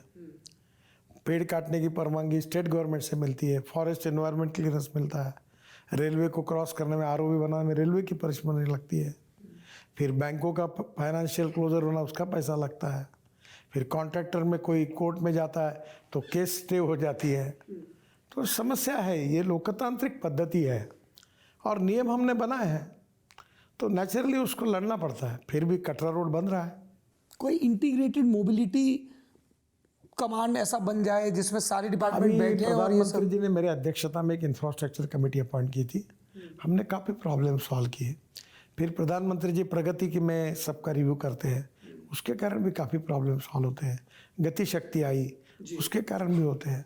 देखो, समस्याएं सुलझती रहेगी, नई समस्या निर्माण होती रहेगी, हमें उसको सॉल्व करना है, हमें चलते रहना है और आगे जाते रहना है। और कुछ अनुभव से सीखकर अगर सिस्टम में सुधार करना संभव है तो करने की कोशिश करनी चाहिए। सिस्टम में आप सुधार की बात कर रहे हैं, मेरे सामने आंकड़े हैं, क्योंकि हम लोग सड़कों पे बहुत बात कर रहे हैं, सड़क दुर्घटनाओं के। और मंत्रालय ने एक जो लक्ष्य रखा था कि सड़क दुर्घटनाओं में हम 2024 तक कमी लाएंगे, उसको फिर रिवाइज करके 2030 तक करना पड़ा। इसकी वजह क्या रही? क्यों हम लोग बहुत इसको लेके प्रतिबद्ध नहीं हो पा रहे हैं? ट्रॉमा सेंटर बनना, जहाँ पे रोड के डिज़ाइन का इशू है, सीट बेल्ट, बहुत सारी चीज़ें हैं, मल्टीपल फैक्टर्स। इसको लेके हम बहुत एग्रेसिव नहीं हो पा रहे, और ये बड़ा ख़राब आंकड़ा है। फिर लुक एट इट कि कितनी जानें हम गंवा रहे हैं रोज़ाना। देखिए, 1,68,000 लोग रोड एक्सीडेंट में मरते हैं सर जी।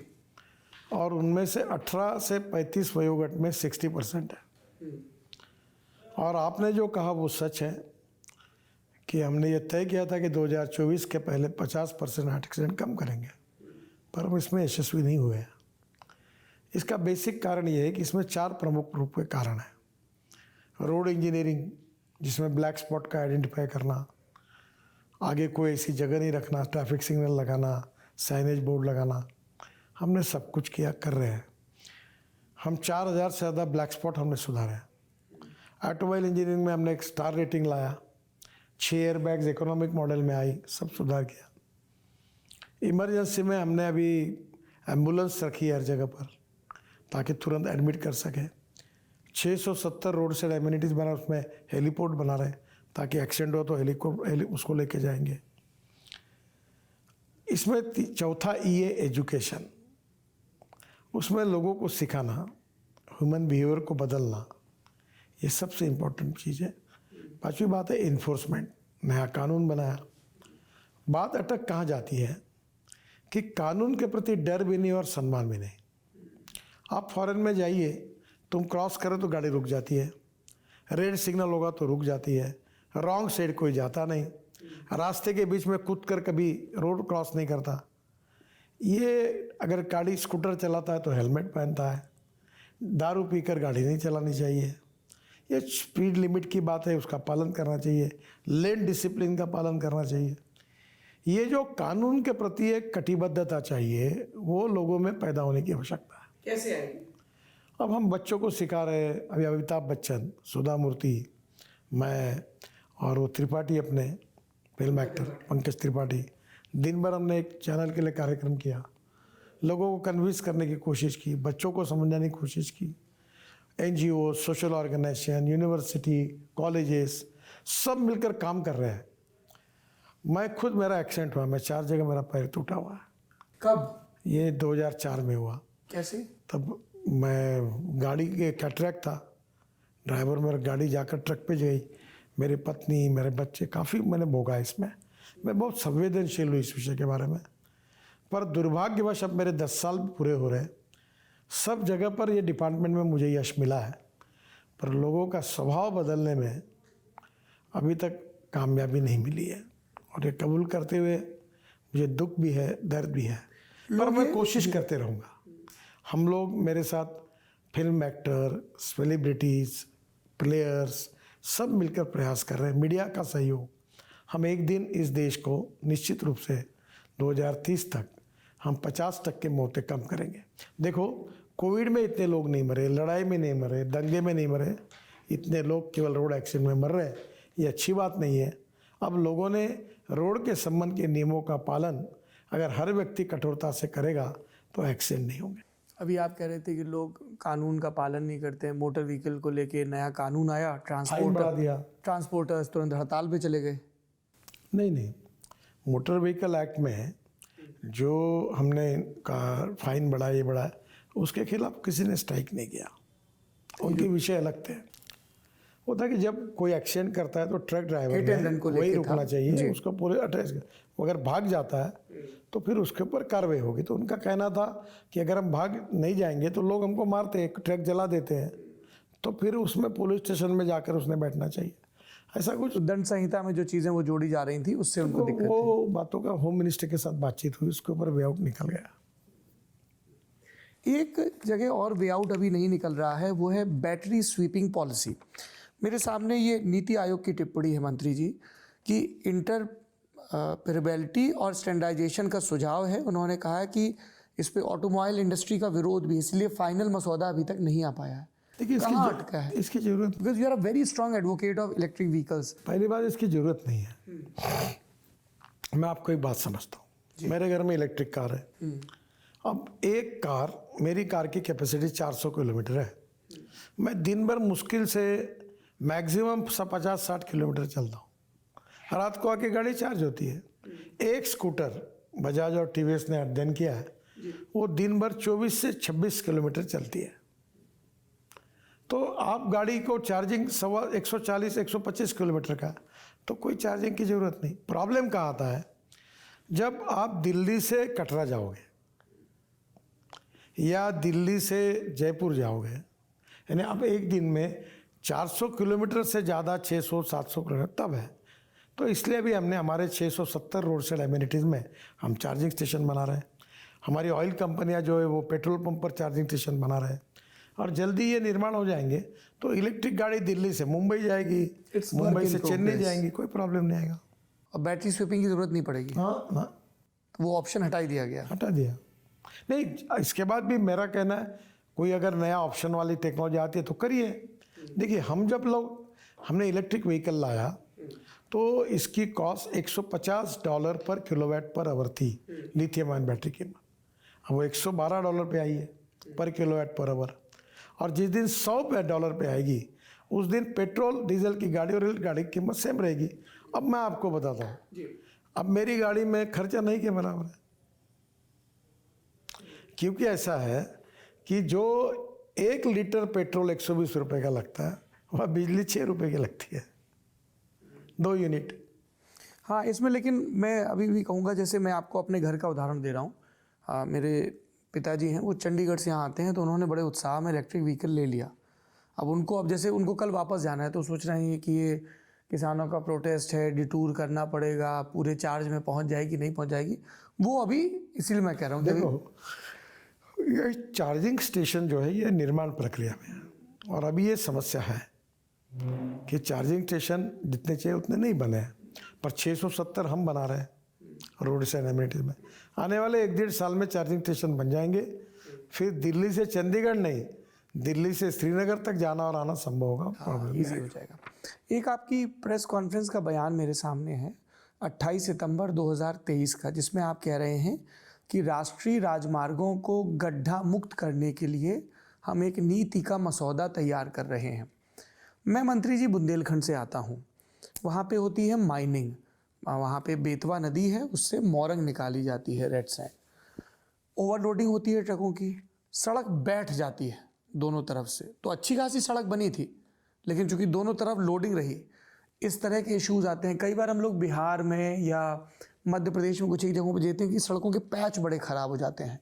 और NH है, जैसे कोई कहता है NH है तो आपने कितनी सड़कें बनाई वो एक तरफ, पर तुरंत ध्यान जाता है यार ये वाली NH ठीक नहीं है, जबकि अभी टोल देके आए पीछे या आगे। अब इस विषय पर मैं आपका इंटरव्यू लूँगा। जी, आप मुझे बताइए कौन से रोड पर आपने गड्ढा देखा है? According to Goldman Sachs, which is one of the largest investment bank in the world, देखा है मैंने। जब मैं बिहार में कवरेज करने गया था तो मधेपुरा के आसपास की NH में गड्ढे देखे थे बहुत। देखिए, पहली बात तो ऐसी है, वो आप मैं कंफर्म करूंगा जी, पर जहाँ तक आप किसी को भी पूछिए, अभी देहरादून जाइए, NH पर लोगों की गलतफहमी क्या होती है कि कोई भी रोड पर गड्ढे देखे तो मुझे जिम्मेदार मानते तो सेइंग कि वो कंफ्यूज कर देते हैं स्टेट हाईवे से। हैं स्टेट हाईवे से। मैं आपको तो हमारे डिज़ाइन ही ऐसे है और वाइब्रेटिंग रोलर लगाते हैं और इतने मजबूत डिज़ाइन है। अब देखो, दिल्ली से आगरा जाइए, कोई गड्ढा दिखता है आपको? आप दिल्ली से जयपुर जाइए, कोई गड्ढा दिखता है? अभी तो ये जयपुर रोड हम रिपेयर कर रहे हैं।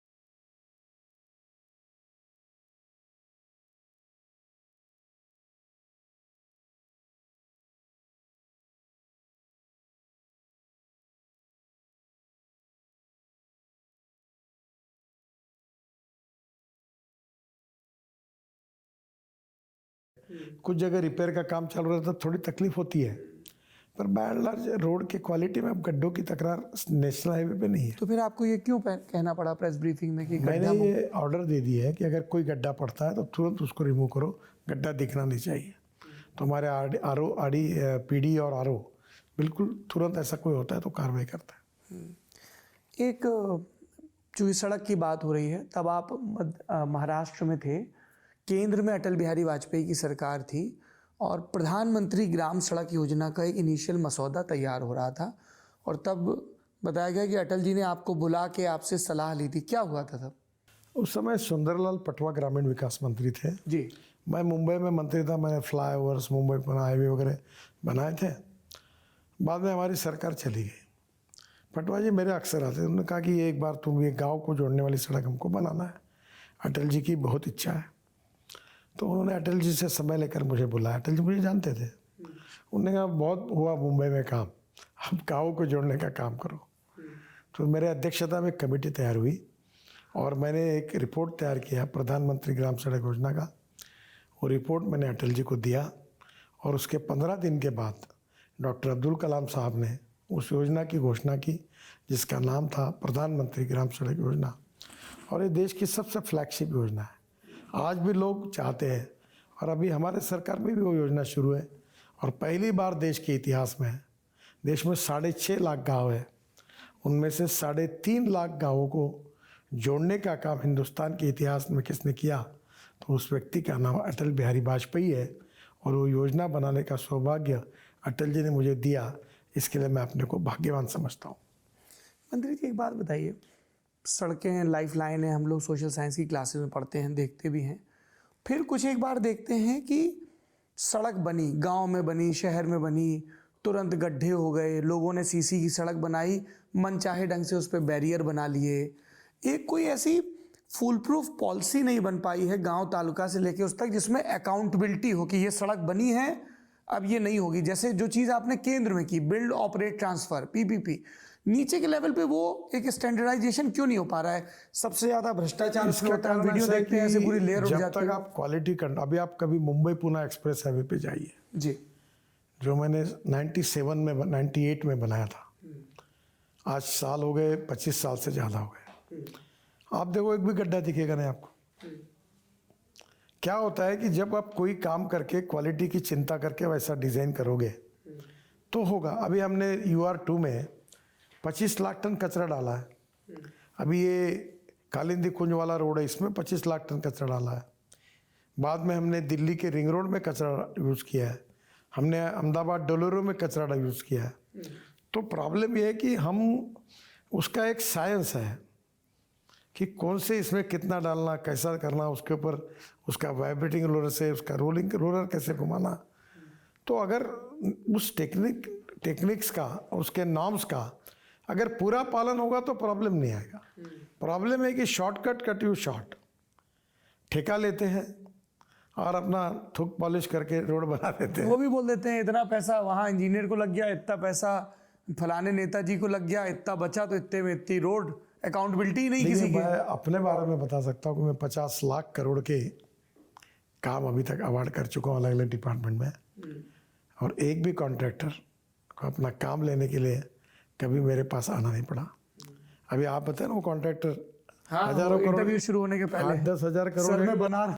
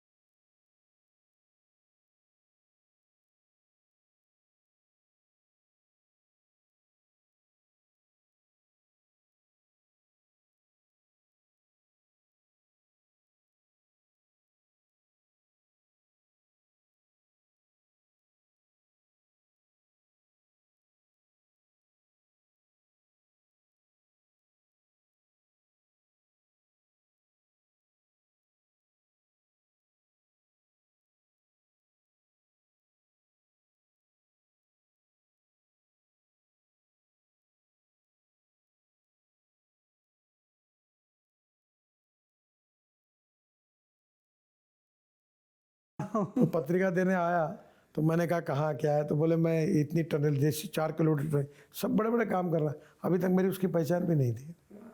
तो यहाँ ऐसे ही काम मिल जाते हैं, हमारे यहाँ ये बात नहीं है। देखिए, corruption free, transparent, time bound, result oriented and quality conscious. पर ये नीचे भी तो हो सकता है ना, तालुके के म्यूनसिपैलिटी के लेवल पे सब लोग इतने तंग रहते हैं ना। सर उसके लिए उन लोगों ने सुधरना चाहिए, उसके लिए आप उनके ऊपर लिखो, उनके गड्ढे जी। पर फोटो दिखाओ। एक इंडिया एस्पायर्स बुक में आपका आर्टिकल हम पढ़ रहे थे जिसमें मुंबई पुणे एक्सप्रेसवे, जिसका भी आपने जिक्र किया, उसके बारे में था। रिलायंस इंडस्ट्रीज़ ये एक्सप्रेसवे बनाना चाहती थी, 3200 करोड़ रुपए का उन्होंने प्रोजेक्ट दिया था। आपने इसको ठुकरा दिया। आपने लिखा, अंत में कैबिनेट मीटिंग में जब हम रिलायंस के प्रस्ताव पर चर्चा कर रहे थे, मैंने इसे स्वीकार करने से मना कर दिया। इतना बढ़ा चढ़ाकर पेश किए गए टेंडर को स्वीकारने का मतलब होता शोषण के आगे घुटने टेकना। सत्य है ये बाकी बातें झूठ है। ये आपने लिखा है इंडिया एस्पायर्स में, मैंने ये जो लिखा, वर्बेटम है। मैंने जो बताया, मैं क्या लिखा हूँ आपको बता जी। 3 लोगों ने टेंडर भरे थे। रिलायंस का टेंडर सबसे लोवेस्ट था, वो 3600 करोड़ का था। अच्छा। और नियम से उनको टेंडर हम दे सकते थे। मेरा अनुमान था कि ये काम 1800 करोड़ में हो सकता है, तो 50% उसमें 1800 करोड़ हमारा अंदाज और उनका 3600 करोड़। 3600 करोड़ ने आज के 40,000 करोड़ और 1800 करोड़ ने आज के 18,000 करोड़। तो फिर मैंने उनको कहा कि मुझे लगता है ये ज़्यादा प्राइस है, हमने इसको रिजेक्ट करके हम लोग MSRDC की स्थापना करें, मार्केट से पैसा खड़ा करें और रोड को पूरा करें। मेरी बात को समझाने में थोड़ी अड़चन गई, लोगों ने एक्सेप्ट किया। धीरू भाई थोड़े नाराज़ हुए मेरे ऊपर, फिर उनके साथ मैं मिला था। सिर्फ धीरू भाई नाराज़ हुए या प्रमोद महाजन भी नाराज़ हुए? नहीं, धीरू भाई नाराज़ हुए थे, उनको मिलने के लिए भी मैं गया था। और बाद में जब रास्ता बन रहा था तो एक दिन उनने मुझे बुलाया और कहा कि मैं हार गया, तुम जीत गए। मुझे बहुत खुशी है कि तुमने रोड बना लिया, तुम्हारे जैसे 4-5 लोग अगर देश को मिल जाएंगे तो देश का भविष्य बदल जाएगा। I am counting my last days of my life, वो कह रहे थे। अब मैं बहुत एक स्कूल मास्टर का लड़का था, मैं बहुत इज्जत कमाई, पैसा कमाया। अगर मुझे अभी 12 बजे का टाइम था, 5000 करोड़ चाहिए तो 4 बजे तक लोगों से मिल सकते, इतनी मैंने इज्जत कमाई। पर अब मुझे देश की चिंता है और मुझे आशीर्वाद दिया उन्होंने, और उनका मैंने कभी कोई अपमान नहीं किया। बहुत अच्छे उद्योगपति थे। हाँ, जब उनका 3 अगर टेंडर में लोवेस्ट था तो कानूनी उनको मिलना चाहिए था, उनकी अपेक्षा थी, पर मैं वो कॉस्ट ज़्यादा थी तो मैं दे नहीं पाया। तो ये एक सक्सेस स्टोरी बनी है। People have concluded that stress is a part of their life. इतनी ईमानदारी से बता भी देते हैं कि मैं आपको ये चिंता नहीं, कोई कहेगा कि ये तो कैपिटलिस्ट से जाके मिलते हैं। आजकल एक जैसे आपके अपोजिट पार्टी के नेता हैं राहुल गांधी, वो हर चीज़ में अंबानी अडानी, और आप खुल के कह रहे हैं कि मैं जाके मिला, टेंडर नहीं दिया फिर भी मिला। हाँ बिल्कुल मिला, मैं सबको मिलता हूँ, रिक्शे वाले को भी मिलता हूँ, इस देश के हर नागरिक को मिलता हूँ। पार्टी दफ्तर के लिए कमलनाथ और सोनिया गांधी से भी मिलते हैं? नहीं, उस समय तो कमलनाथ मंत्री थे, मुझे जाना ही पड़ा उनके साथ। सोनिया गांधी जी के घर कभी जाने का मौका नहीं है, पर उनसे मुलाकात हुई। देखिए, आप एक बात याद रखिए जी, हम आइडियोलॉजी ओरिएंटेड पार्टी है। विचारों में मतभिन्नता है, वैचारिक मतभिन्नता हो सकती है, पर मनभेद नहीं होने चाहिए। अटल बिहारी वाजपेयी जी ने कहा था, अगर सही काम हो तो सबका होना चाहिए। तो राजनीति में, लोकतंत्र में एक सत्तारूढ़ पार्टी और विपक्ष, तो हमको सबको मिलकर लोकतंत्र को यशस्वी करना है। अगर हमको कल सत्ता में रहेंगे तो सत्तारूढ़ पार्टी बनेंगे, नई मेजोरिटी मिलेगी तो अपोजिशन पार्टी में अपनी भूमिका अदा करेंगे। ये देश आगे चलता रहेगा। तो ये देश 4 स्तंभों पर खड़ा है, legislative wing, executive wing, judiciary और मीडिया। और 4 लोगों में संविधान में अपेक्षा व्यक्त की गई कि सबने मिलकर लोकतंत्र को मजबूत करना है। तो ये तो हमारी सीख भी है, संस्कार भी है, इसमें गलत क्या है। मुझे एक बार मुलायम सिंह यादव जी ने पूछा था कि मुंबई में एक बार मनोहर जोशी का सत्कार हुआ, शरद पवार थे, सब पार्टी के लोग थे, कांग्रेस के लोग थे। तो उन्होंने कहा कि आप सब लोग एक जगह ऐसे इकट्ठा आते हो? बोला हाँ आते हैं, हमारे शादी ब्याह में सब लोग आते हैं। मैं 61 साल का हुआ, उस कार्यक्रम में शरद पवार आए थे, सुशील कुमार शिंदे आए थे, सब महाराष्ट्र के नेता आए थे। मैं विपक्ष का नेता था, मैंने इतने कठोर भाषण किए, कोई आप सुनेंगे तो आज भी मेरा बड़ा साख थी उसमें विपक्ष के नेता के रूप में। पर कभी हमने किसी के जख्मों पर नमक नहीं छिड़काया। मतभिन्नता जरूर थी पर मनभेद नहीं थे, और ये अटल बिहारी वाजपेयी जी ने हमको संस्कार दिया और साख दिए। आप शरद भाऊ का जिक्र कर रहे हैं। लोगों ने कहा कि गडकरी जी ने शरद पवार की एक सलाह नहीं मानी, जिसका उनको बड़ा राजनीतिक खामियाजा उठाना पड़ा। तो हमने पूछा क्या सलाह? बोले कि जब ये पार्टी के राष्ट्रीय अध्यक्ष बने और उन्होंने कहा कि नितिन गडकरी शरद पवार से बहुत सीखते थे, कोऑपरेटिव, कितने ज़्यादा से ज़्यादा लोगों को जोड़ना है। तो शरद पवार ने आपको ये सलाह दी उनके मुताबिक, जो कि कई जगह छपा भी, कि अब तुम राष्ट्रीय स्तर की राजनीति कर रहे हो, तो ये तुम्हारे जो अलग अलग बिजनेस ग्रुप चल रहे हैं, व्यापारिक चीज़ें चल रही हैं, इनसे थोड़ा सा किनारे हो जाओ। आपने उनकी सलाह नहीं मानी और उसका नतीजा ये हुआ कि जब पार्टी ने संविधान बदल दिया था ताकि नितिन गडकरी दूसरी बार अध्यक्ष बने, तब उसी पूर्ति घोटाले पर छापे हुए, जांच में कुछ नहीं निकला। कई लोगों ने कहा पार्टी में इंटरनली सबोटाज किया गया, बार बार, मतलब वो एक कहते हैं ना, इतनी जोर की विस्पर कि सबको सुनाई दे। अरुण जेटली एंड कंपनी का नाम लिया गया कि उन्होंने नितिन गडकरी को सेट कर दिया। आप राष्ट्रीय अध्यक्ष नहीं बन पाए क्योंकि पूर्ति जो पूरा ग्रुप चल रहा था उसके साथ उन्होंने कुछ दिनों के लिए घोटाला शब्द जुड़वा दिया। देखो, पहली बात तो ऐसी थी कि शरद पवार ने मुझे कोई सलाह नहीं दी थी। मैं जब अध्यक्ष बना, अब मैं कोऑपरेटिव थी, आपके यहाँ कोऑपरेटिव नहीं है, हमारे यहाँ कोऑपरेटिव है। मेरा एक स्टोर है हमारा, जिसकी मैंने स्थापना की, 60 करोड़ टर्नओवर है, उसके 5000 लोग मेंबर हैं। मैं चॉकलेट भी फ्री नहीं खाता। तो मेरे ये चैरिटेबल ट्रस्ट के अंदर कुछ प्रोजेक्ट है, कुछ कोऑपरेटिव में थे, कुछ पब्लिक लिमिटेड में किसानों के प्रोजेक्ट हैं। मैंने गलत तो कुछ किया नहीं। कांग्रेस के शासन ने मेरे ऊपर पूरी इंक्वायरी, मेरे जन्म से जितनी होगी उतनी सब कर ली, और आखिरी में कांग्रेस के शासनकाल में मुझे पत्र मिला कि मेरा किसी के साथ कोई संबंध नहीं। एक बात जरूर है कि मीडिया के रिपोर्ट पर और गलत जानकारी के ऊपर कैसे लोगों को बदनाम करने की कोशिश होती है और उसका करियर खराब किया जाता, उसका वो उदाहरण था।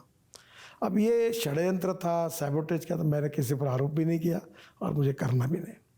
मैं इतना ही कहता हूँ, जो मेरे नसीब में था वो हुआ। पर एक बात मैं पूछता हूँ, कभी कभी एक कोई मीडिया वाले जो विशेष रूप से उस समय मेरे पीछे लग गए थे, उनको पूछता हूँ कि मेरे पास तो कोई एक भी बात मेरे खिलाफ नहीं हुई, न इनकम टैक्स का कुछ निकला, न किसी बात का निकला, ये सब झूठ निकला।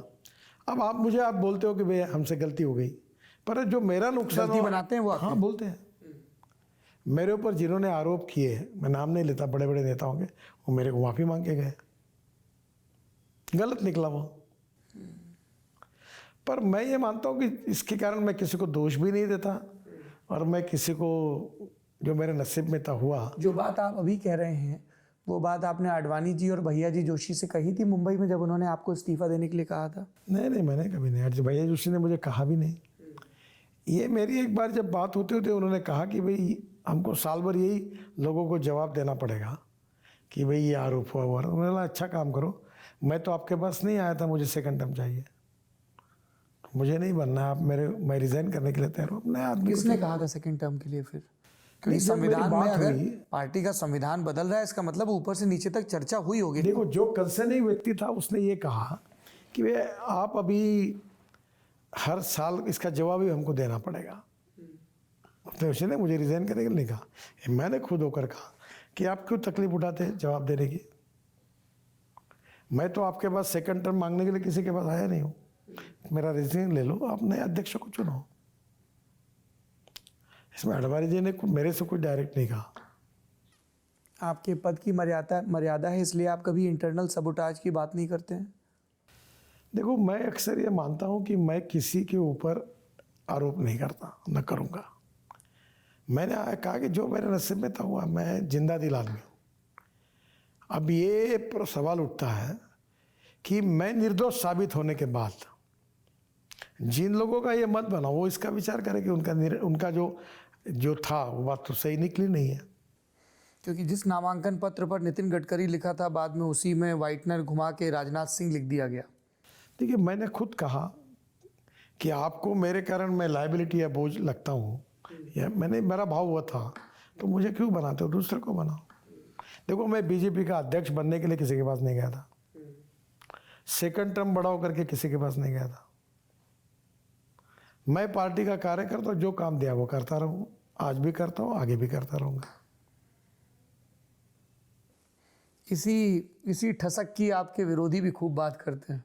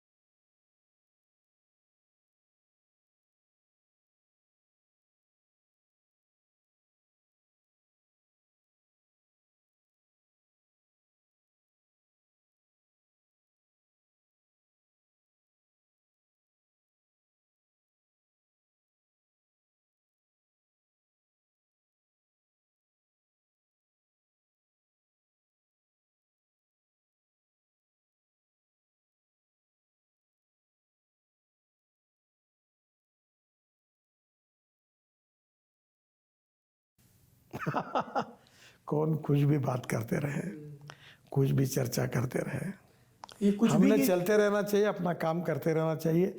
मैं अपने कन्विक्शन के आधार पर politics is the instrument of socio economic reform, इस बात को याद करके मैं समाज कारण, गरीबों की सेवा करना, गांव गरीब मजदूर किसान का कल्याण करना जब तक जिंदा हूँ तब तक करता रहूँगा।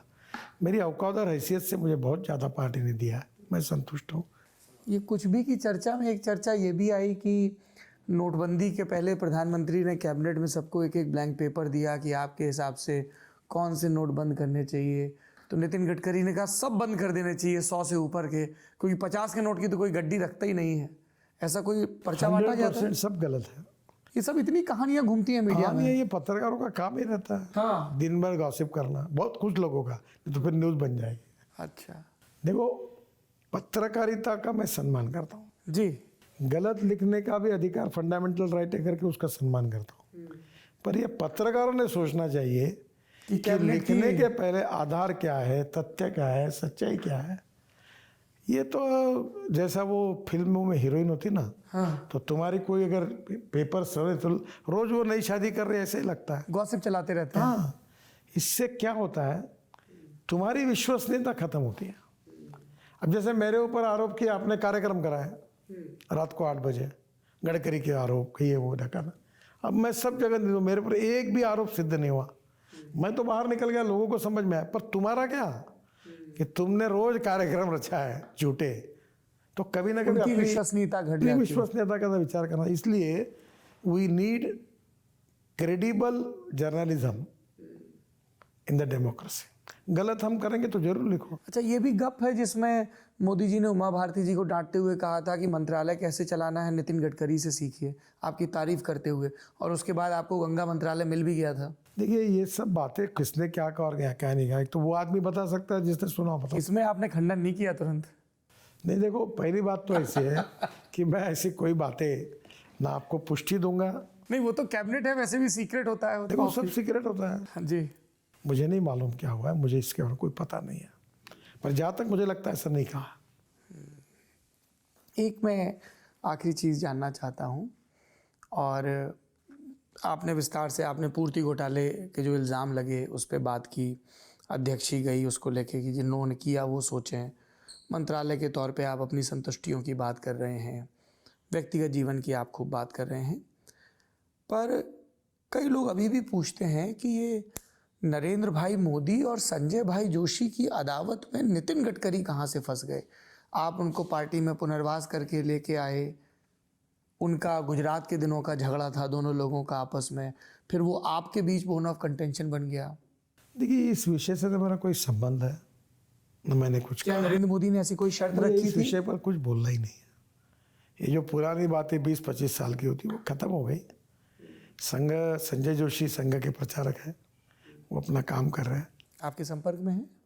मैं जब अध्यक्ष था तो मेरे जनरल सेक्रेटरी थे युवा मोर्चा के, नागपुर से प्रचारक निकले, बाबूराव देवरी ने निकाला, तो संबंध तो रहेंगे जो नागपुर से मेरे कार्यकर्ता। टिकट भी मांग रहे थे क्या वो 90 के दौर में लोकसभा में प्रचारक जाने से पहले? नहीं, उन्होंने कभी टिकट वगैरह नहीं मांगा। अच्छा, एक फास्टैग को लेके कई दर्शकों ने सवाल पूछा है। अब हम बिल्कुल आखिरी में आ गए हैं, जिसमें व्यूअर्स के 4-5 क्वेश्चन हैं कि अब जैसे पेटीएम को लेके इतना चीज़ें चल रही हैं, फिर कई लोग बोलते हैं कि फास्टैग के बावजूद कई बार लंबी लाइन लगती है, चीज़ें और स्मूथ हो सकती हैं। एक सैटेलाइट बेस्ड टोल सिस्टम हम निकाल रहे हैं, जिसमें नंबर प्लेट और फास्टैग दोनों रहेगा। वो कैमरा जहाँ से एंट्री करेंगे वहाँ से पिक्चर लेगा, जहाँ निकलेंगे वहाँ नहीं, उतना ही टोल आपको बैंक अकाउंट में से कट जाएगा। वो ज़्यादा स्मूथ हो ये जाएगा। वर्ल्ड की सबसे बेस्ट सिस्टम आएंगी तो आपको कोई रोकने का कारण ही नहीं। एक संयुक्त शरण, ये दर्शक, इनका सवाल है कि नए एक्सप्रेसवे पे शौचालय बहुत दूर दूर हैं, जिससे महिलाओं को समस्या होती है। पेट्रोलिंग टीम हाईवे पे कभी कभी क्रॉस ड्राइविंग करती है, ये मैंने भी देखा है एक आध बार कि वो रॉन्ग साइड से किनारे किनारे आ रही होती है पेट्रोलिंग टीम। और तीसरा उन्होंने कहा है कि इससे अच्छा है कि बीच बीच में चौकियाँ बना दी जाएं, अपराध भी कम होंगे, घटना में उचित रिस्पॉन्स भी। चौकियाँ हम नहीं बना सकते, law and order state government के अंडर होता है। एक बात जरूर है कि रेस्टोरेंट के बाजू में है, मैंने अभी एक राजस्थान में ये जो हमारा रोड बना है ना, जामनगर अमृतसर, उसमें बहुत सुंदर राजस्थान के डिज़ाइन करके दोनों साइड में रोड साइड एमिनिटीज़ बनाई है, और उसमें अच्छे प्रकार से लोगों की व्यवस्था हुई है, अलग अलग प्रकार के रेप्यूटेड कंपनियों के फूड स्टॉल्स भी है, तो उसमें हमने अलग व्यवस्था की है और अच्छे पॉश टॉयलेट्स और वॉशरूम बनाई है। अच्छा, दानिश का सवाल है कि अगर प्रधानमंत्री नरेंद्र मोदी को कोई एडवाइस देना चाहे तो क्या कहेंगे? प्रधानमंत्री को हम कैसे एडवाइस करेंगे? वो प्रधानमंत्री है, मंत्री है, वो हमको आदेश देते हैं। जब परामर्श करेंगे तो आपस में बात के वो आपको क्यों बताएंगे? अच्छा, प्रतीक का सवाल, discussion between the two person privately वो उन्हीं के बीच में होता है। परामर्श होता है। हाँ, होता है।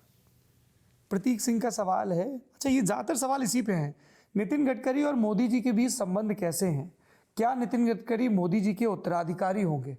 लीजिए, वही जो बाहर चर्चा चल रही उन्होंने ये भी, फालतू की चर्चा होती है। मैं उनके कैबिनेट का सदस्य हूँ, मेरे बड़े अच्छे संबंध है। और उनके सबसे पॉपुलर मंत्री हैं ज़्यादातर 3 सर्विस में। तारीख को वो द्वारका एक्सप्रेस हाईवे का 2-3 तारीख को बड़ा उद्घाटन कर रहे हैं। मैंने उनसे बात की तो पहले वो हरियाणा में एक कार्यक्रम था रेवाड़ी में, उसी में कर रहे थे। बोला ये बहुत इंपॉर्टेंट प्रोजेक्ट है, स्टेट ऑफ आर्ट है, वर्ल्ड स्टैंडर्ड का है, इसका अलग कार्यक्रम आप खुद आकर करिए। उन्होंने माना, अभी कार्यक्रम है। तो ऐसी तो बात उनके और मेरे बीच में चर्चा होती रहती। जय हिंद का सवाल है, डीएल के लिए शुल्क, लाइसेंस रिन्यू के लिए शुल्क, वाहन पंजीकरण के लिए शुल्क, रोड टैक्स, फिर टोल टैक्स भी दें, और फिर भी टोल टैक्स के बाद कई जगह सड़कें दुरुस्त नहीं दिखती हैं। देखिए सर, मैं आपको बताऊँ, जहाँ टोल लगा है वहाँ सड़क ठीक नहीं है, ऐसी कुछ होगी तो मुझे बताओ। एक आम नागरिक कहाँ शिकायत कर सकता है? एनएचएआई के पोर्टल पे? बिल्कुल, हमारा पोर्टल पे कर सकता है, मुझे कर सकता है। और दूसरी बात, if you want good services you have to pay for it. मैं अभी वो ताज मानसिंह और पैलेस में कार्यक्रम होते हैं तो मीडिया वाले मुझे प्रश्न पूछते हैं कि तुम टोल क्यों लेते हो? तो मैं उनको बताऊँ, ये कार्यक्रम आपने यहाँ किया, इसके वजह रामलीला मैदान पे क्यों नहीं करते? फुकट में हो जाता है, चेयर ला के लगा दो और करा लो कार्यक्रम। पर आपको if you want good services you have to pay for it. दूसरी बात, अभी मुंबई से पुणे हमने हाईवे बनाया, पहले 9 घंटे लगते थे, अब 2 घंटे लगते हैं। तो 7 घंटे गाड़ी कम चलती तो टाइम भी बचता है और फ्यूल भी बचता है। तो आज सरकार के पास इतने पैसे नहीं है इतने बड़े बड़े हाईवे बनाना। तो हमको अगर एक है कि बजट से बनाएंगे तो ये जो दिल्ली देहरादून बनाने के लिए और 50 साल लगेंगे, अगर हम टोल पे बनाएंगे तो बना सकते हैं। इसलिए if you want good services you have to pay for it. एक आखिरी सवाल ये है इस लंबे इंटरव्यू का, इसमें कहा गया कि गडकरी जी खुल के बोल देते हैं और कई बार उनके बयानों के चक्कर में न्यूज़ बन जाती है। जैसे प्रधानमंत्री नरेंद्र मोदी जब लोकसभा में बोलते हैं या राज्यसभा में तो पंडित नेहरू की नीतियों की लगातार आलोचना करते हैं। फिर गडकरी जी का बयान आता है कि अटल बिहारी वाजपेयी और पंडित जवाहरलाल नेहरू भारतीय लोकतंत्र के 2 आदर्श नेता थे।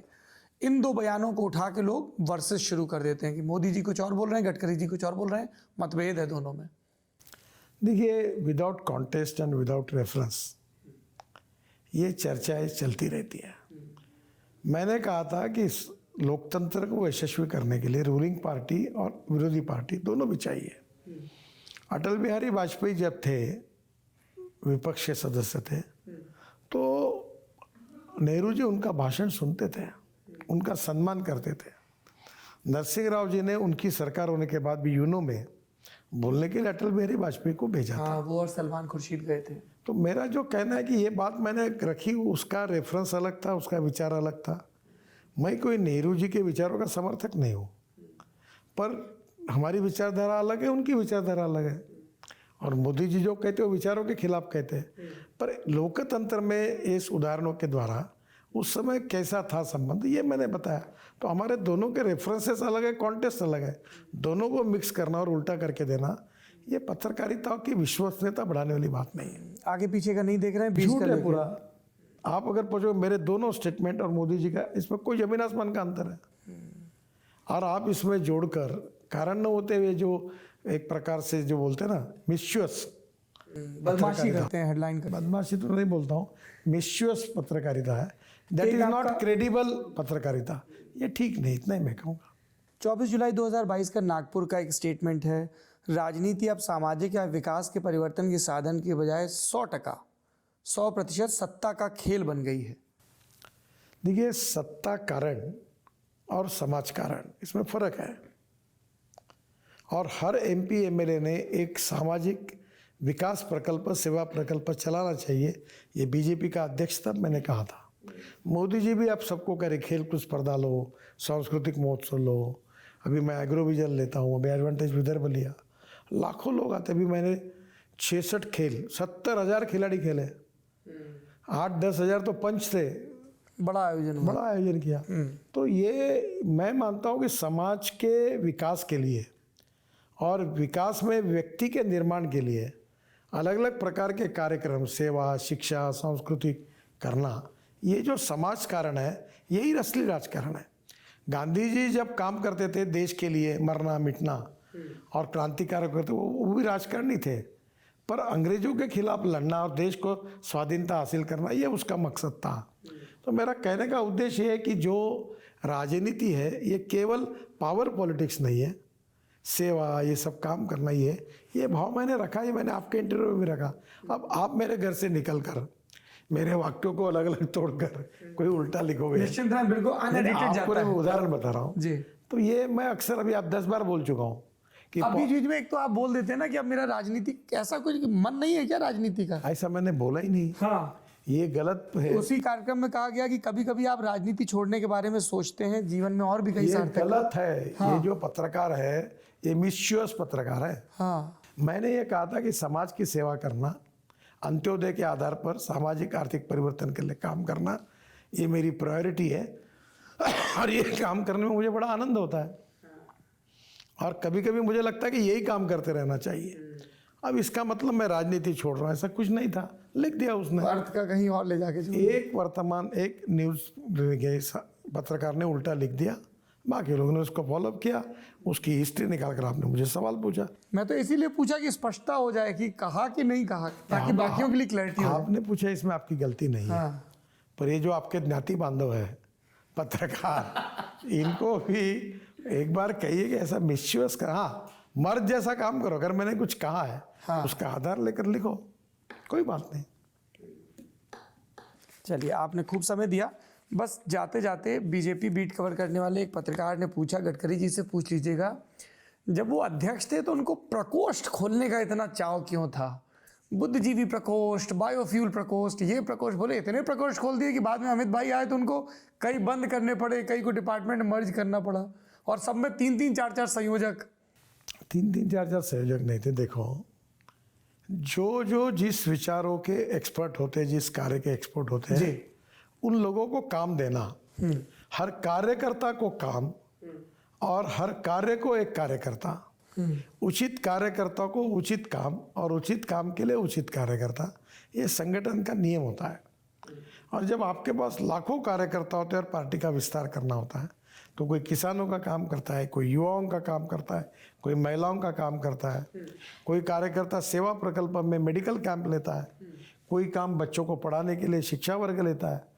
सबको प्रकार के लोगों को इन्वॉल्व करके पार्टी की ताकत बढ़ाना, ये भाव अभी मैं ट्रेड यूनियन का लीडर हूं, आपको पता है। मैं महाराष्ट्र में इंटक का अध्यक्ष बन गया था। अच्छा, हाँ, असंगठित क्षेत्र के छोटे कामगारों के यूनियन का मैं ये कब की बात है? ये मैं नागपुर में इंटक का अध्यक्ष बन गया था। टेक्सटाइल में यूनियन में इंटक का उन्होंने मुझे चुना था अध्यक्ष, जबकि मैं बीजेपी का था। तो मैंने हर क्षेत्र में पार्टी का काम बढ़ाने के लिए सेल खोले थे, और अभी भी सेल है और वो काम होता है। आपसे हमने तो नहीं पूछा, पर हर इंटरव्यू में अब भोजन पे चर्चा जरूर होती है। एक क्या इमेज बन गई है कि नितिन गडकरी के पास जाओ और खाने की बात करो, कहाँ स्ट्रीट फूड खाते हैं, क्या बनवाते हैं। ज़्यादा चर्चा इसलिए होती है कि जो मेरे यहाँ आते हैं उनको बड़े अच्छे अच्छे व्यंजन खाने के लिए मिलते हैं, जी, तो बड़े खुश होते हैं। अब मैं थोड़ा खाता हूँ, पर मुझे खाने का शौक़ है। अभी आपका इंटरव्यू ख़त्म होने के बाद मैं खाना खाने के लिए कहीं जाऊँगा। अच्छा, हाँ, डिनर ऑलरेडी फिक्स है। एक आदमी की पैशन होती है। और स्वास्थ्य की देखभाल, जब हम पिछली बार मिले थे तब आप बता रहे थे कि कुछ आप मैं योगिक चीजें फॉलो कर रहे हैं। 1.5 घंटा प्राणायाम और एक्सरसाइज करता हूँ। और मेरी पहला सलाह है सबको कि पहले अपनी हेल्थ को देखिए, फिर ईमानदारी की वेल्थ को देखिए, फिर आपको जो काम करना है वो करिए। ये जागरूकता कब से आई आपके अंदर हेल्थ को ये लेकर? अभी आई, क्योंकि मेरा बड़ा इनडिसिप्लिन इरेगुलर लाइफ था। मेरा वजन 135 किलो था, 130 किलो बीजेपी का अध्यक्ष था तो मेरा वजन था। अब मैं 90 kg हूँ। आपको कंचनता या बाकी परिवार के लोग टोकते नहीं थे इस चीज के लिए? अरे टोकते थे तो भी मैं खाता था। अभी मैं काफ़ी नियंत्रित हूँ। सर्जरी भी करवाई थी आपने एक बार, सर्जरी भी की, एनर्जेटिक भी हूँ, मेरे चेहरे पे भी फर्क पड़ा है। सर्जरी अध्यक्ष रहते हुए करवाई थी। पर करने के पहले पकोड़े खाने के लिए गया था कि कल जाके ज़्यादा खाने का अपने को मौका नहीं मिले। देखो मेरी ज़िंदगी खुली की। तो उसमें सर्जरी में क्या होती है, पेट की थैली छोटी कर देते हैं? हाँ देखो, मैं जो है वो ऐसा हूँ, जो है वैसा, जो चाहता हूँ बोलता हूँ, जो है वो करता हूँ। और कुछ चीजें नहीं भी बताते हैं। जो कहे मुझे अच्छा भी कहे बुरा भी कहे, मैं चलता रहूँगा अपना लाइफ इसी प्रकार। क्योंकि ये जब हम मेरे को एक गुस्सा है, जी, everything is natural, nothing is artificial. और मैं कोई आर्टिफिशियल इमेज मेरी बनाना नहीं चाहता। लोग मेरी प्लस और माइनस के साथ, सही और गलत के साथ मुझे समझे। No one is perfect and no one can claim that he is perfect. उत्तम, अधिक उत्तम, सर्वोत्तम टू इन्फिनिटी। लोग मेरी बुराई अगर गलती होगी तो उसको भी समझे, अच्छाई है तो उसकी समझे। मैं जैसा हूँ वैसा ही रहूँगा। ये वेकअप कॉल कब मिला कि ये सब ठीक है, ये 135 किलो, ये सब अभी हेल्थ पे पूरा ध्यान, 1.5 घंटा? ये बहुत देरी से मिला। क्या हुआ ऐसा? कोविड नहीं, जब मुझे कोविड के समय ध्यान में आया कि मेरे साथ के मेरे मित्र चले गए, दोस्त चले गए, तब मुझे लगा कि कोई काम का नहीं है। न सत्ता उसके पहले रात काम की दिन है, काम में लगे रहते थे। न सत्ता काम की है, न संपत्ति काम की है। अगर तबीयत अच्छी रहेगी, हेल्थ अच्छी रहेगी तो सब कुछ, नहीं तो कुछ नहीं है। 1 मिनट में हार्ट अटैक है, खत्म हो गया। क्या करना है गाड़ी की और बंगले की और पैसे की। और तब मैं जाना कि कोविड के समय में बड़ा इमोशनली 2 महीने वहाँ लोगों की मदद करता था। तब मैं 100 करोड़ की मैं चैरिटी किया मैंने। किसी के साथ फोटो नहीं निकाले, 500 वेंटिलेटर्स दिए, 80 एम्बुलेंस बांटी, ऑक्सीजन प्लांट कराए। नागपुर में हाँ, रेमडेसिविर बनाया मैंने इंजेक्शन एक फैक्ट्री में, फंगस के इंजेक्शन बनाए, और हवाई जहाज़ से ट्रक डालकर वो ट्रक भेजे ऑक्सीजन लाने के लिए। जो जो मैं कर सकता था लोगों की जान बचाने के लिए, वो सब कुछ किया। और वो लोग याद रखते हैं। ना जात देखी, ना पंथ देखा, ना धर्म देखा। फिर आप भीड़ के सामने बोल भी देते हैं, वोट देना दो, मैं इसलिए बोलता हूँ हाँ कि मैंने ईमानदारी से काम किया है। मैं कच्चे वाला हूँ, वोट खाकी निक्कर वाला हूँ। वोट देना किसको देना आपका अधिकार है। हाँ, आप वोट दोगे तो भी मैं आपका काम करूंगा, नहीं देंगे तो भी आपका काम करूंगा, लीगल काम करूंगा। पर देना नहीं देना आपका अधिकार है। और ये भी कहता हूँ, मैं अकेला थोड़ी हूँ कि मैं ज़िंदगी भर मैंने ये काम मुझे ही करना है। जब आपको लगे, आप बदलने का अधिकार आपका है। माँ बाप सरकार आप हो, इसमें गलत क्या है। आपके परिवार से किसी की राजनीति में आने का विचार, आपके बेटे बेटी? नहीं, कोई आया नहीं, आएगा भी नहीं। भविष्य में? मैं जब तक हूँ तब तक नहीं आएगा। एक बात देखो, किसी का लड़का या लड़की होना ये गुनाह नहीं है, पर मैं नहीं कहूँगा मेरे लड़के को टिकट दो। जब जनता कहेगी, कार्यकर्ता कहेंगे, तब बात अलग है। क्या होता है कि जो आज पद, तो जब पद छोड़ता है तो बोलता है मेरे लड़के को दो। ये नहीं होना चाहिए। यही बात परिवारवाद की होती है।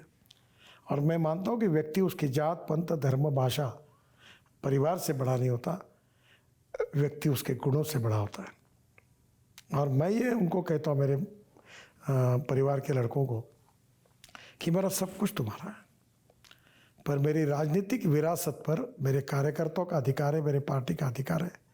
जिन्होंने प्रतिकूल परिस्थिति में मुझे बड़ा किया, मेरे पीछे ताकत लगाई, ये जो सल्तनत है राजनीतिक, वो उन्हीं की है। इसके ऊपर मेरा लड़के का अधिकार नहीं, लड़की का अधिकार नहीं। पर उनको करना है तो वो करे, जीरो से काम, मेरा कोई विरोध नहीं। जैसे मैंने पोस्टर चिपकाया, ये कहूँगा नितिन गडकरी का बेटा करके पहले लाइन में जाके बैठे, ये नहीं होना चाहिए। चलिए, आप सुन रहे थे नितिन गडकरी को, हमारे देश के सड़क परिवहन के मंत्री। और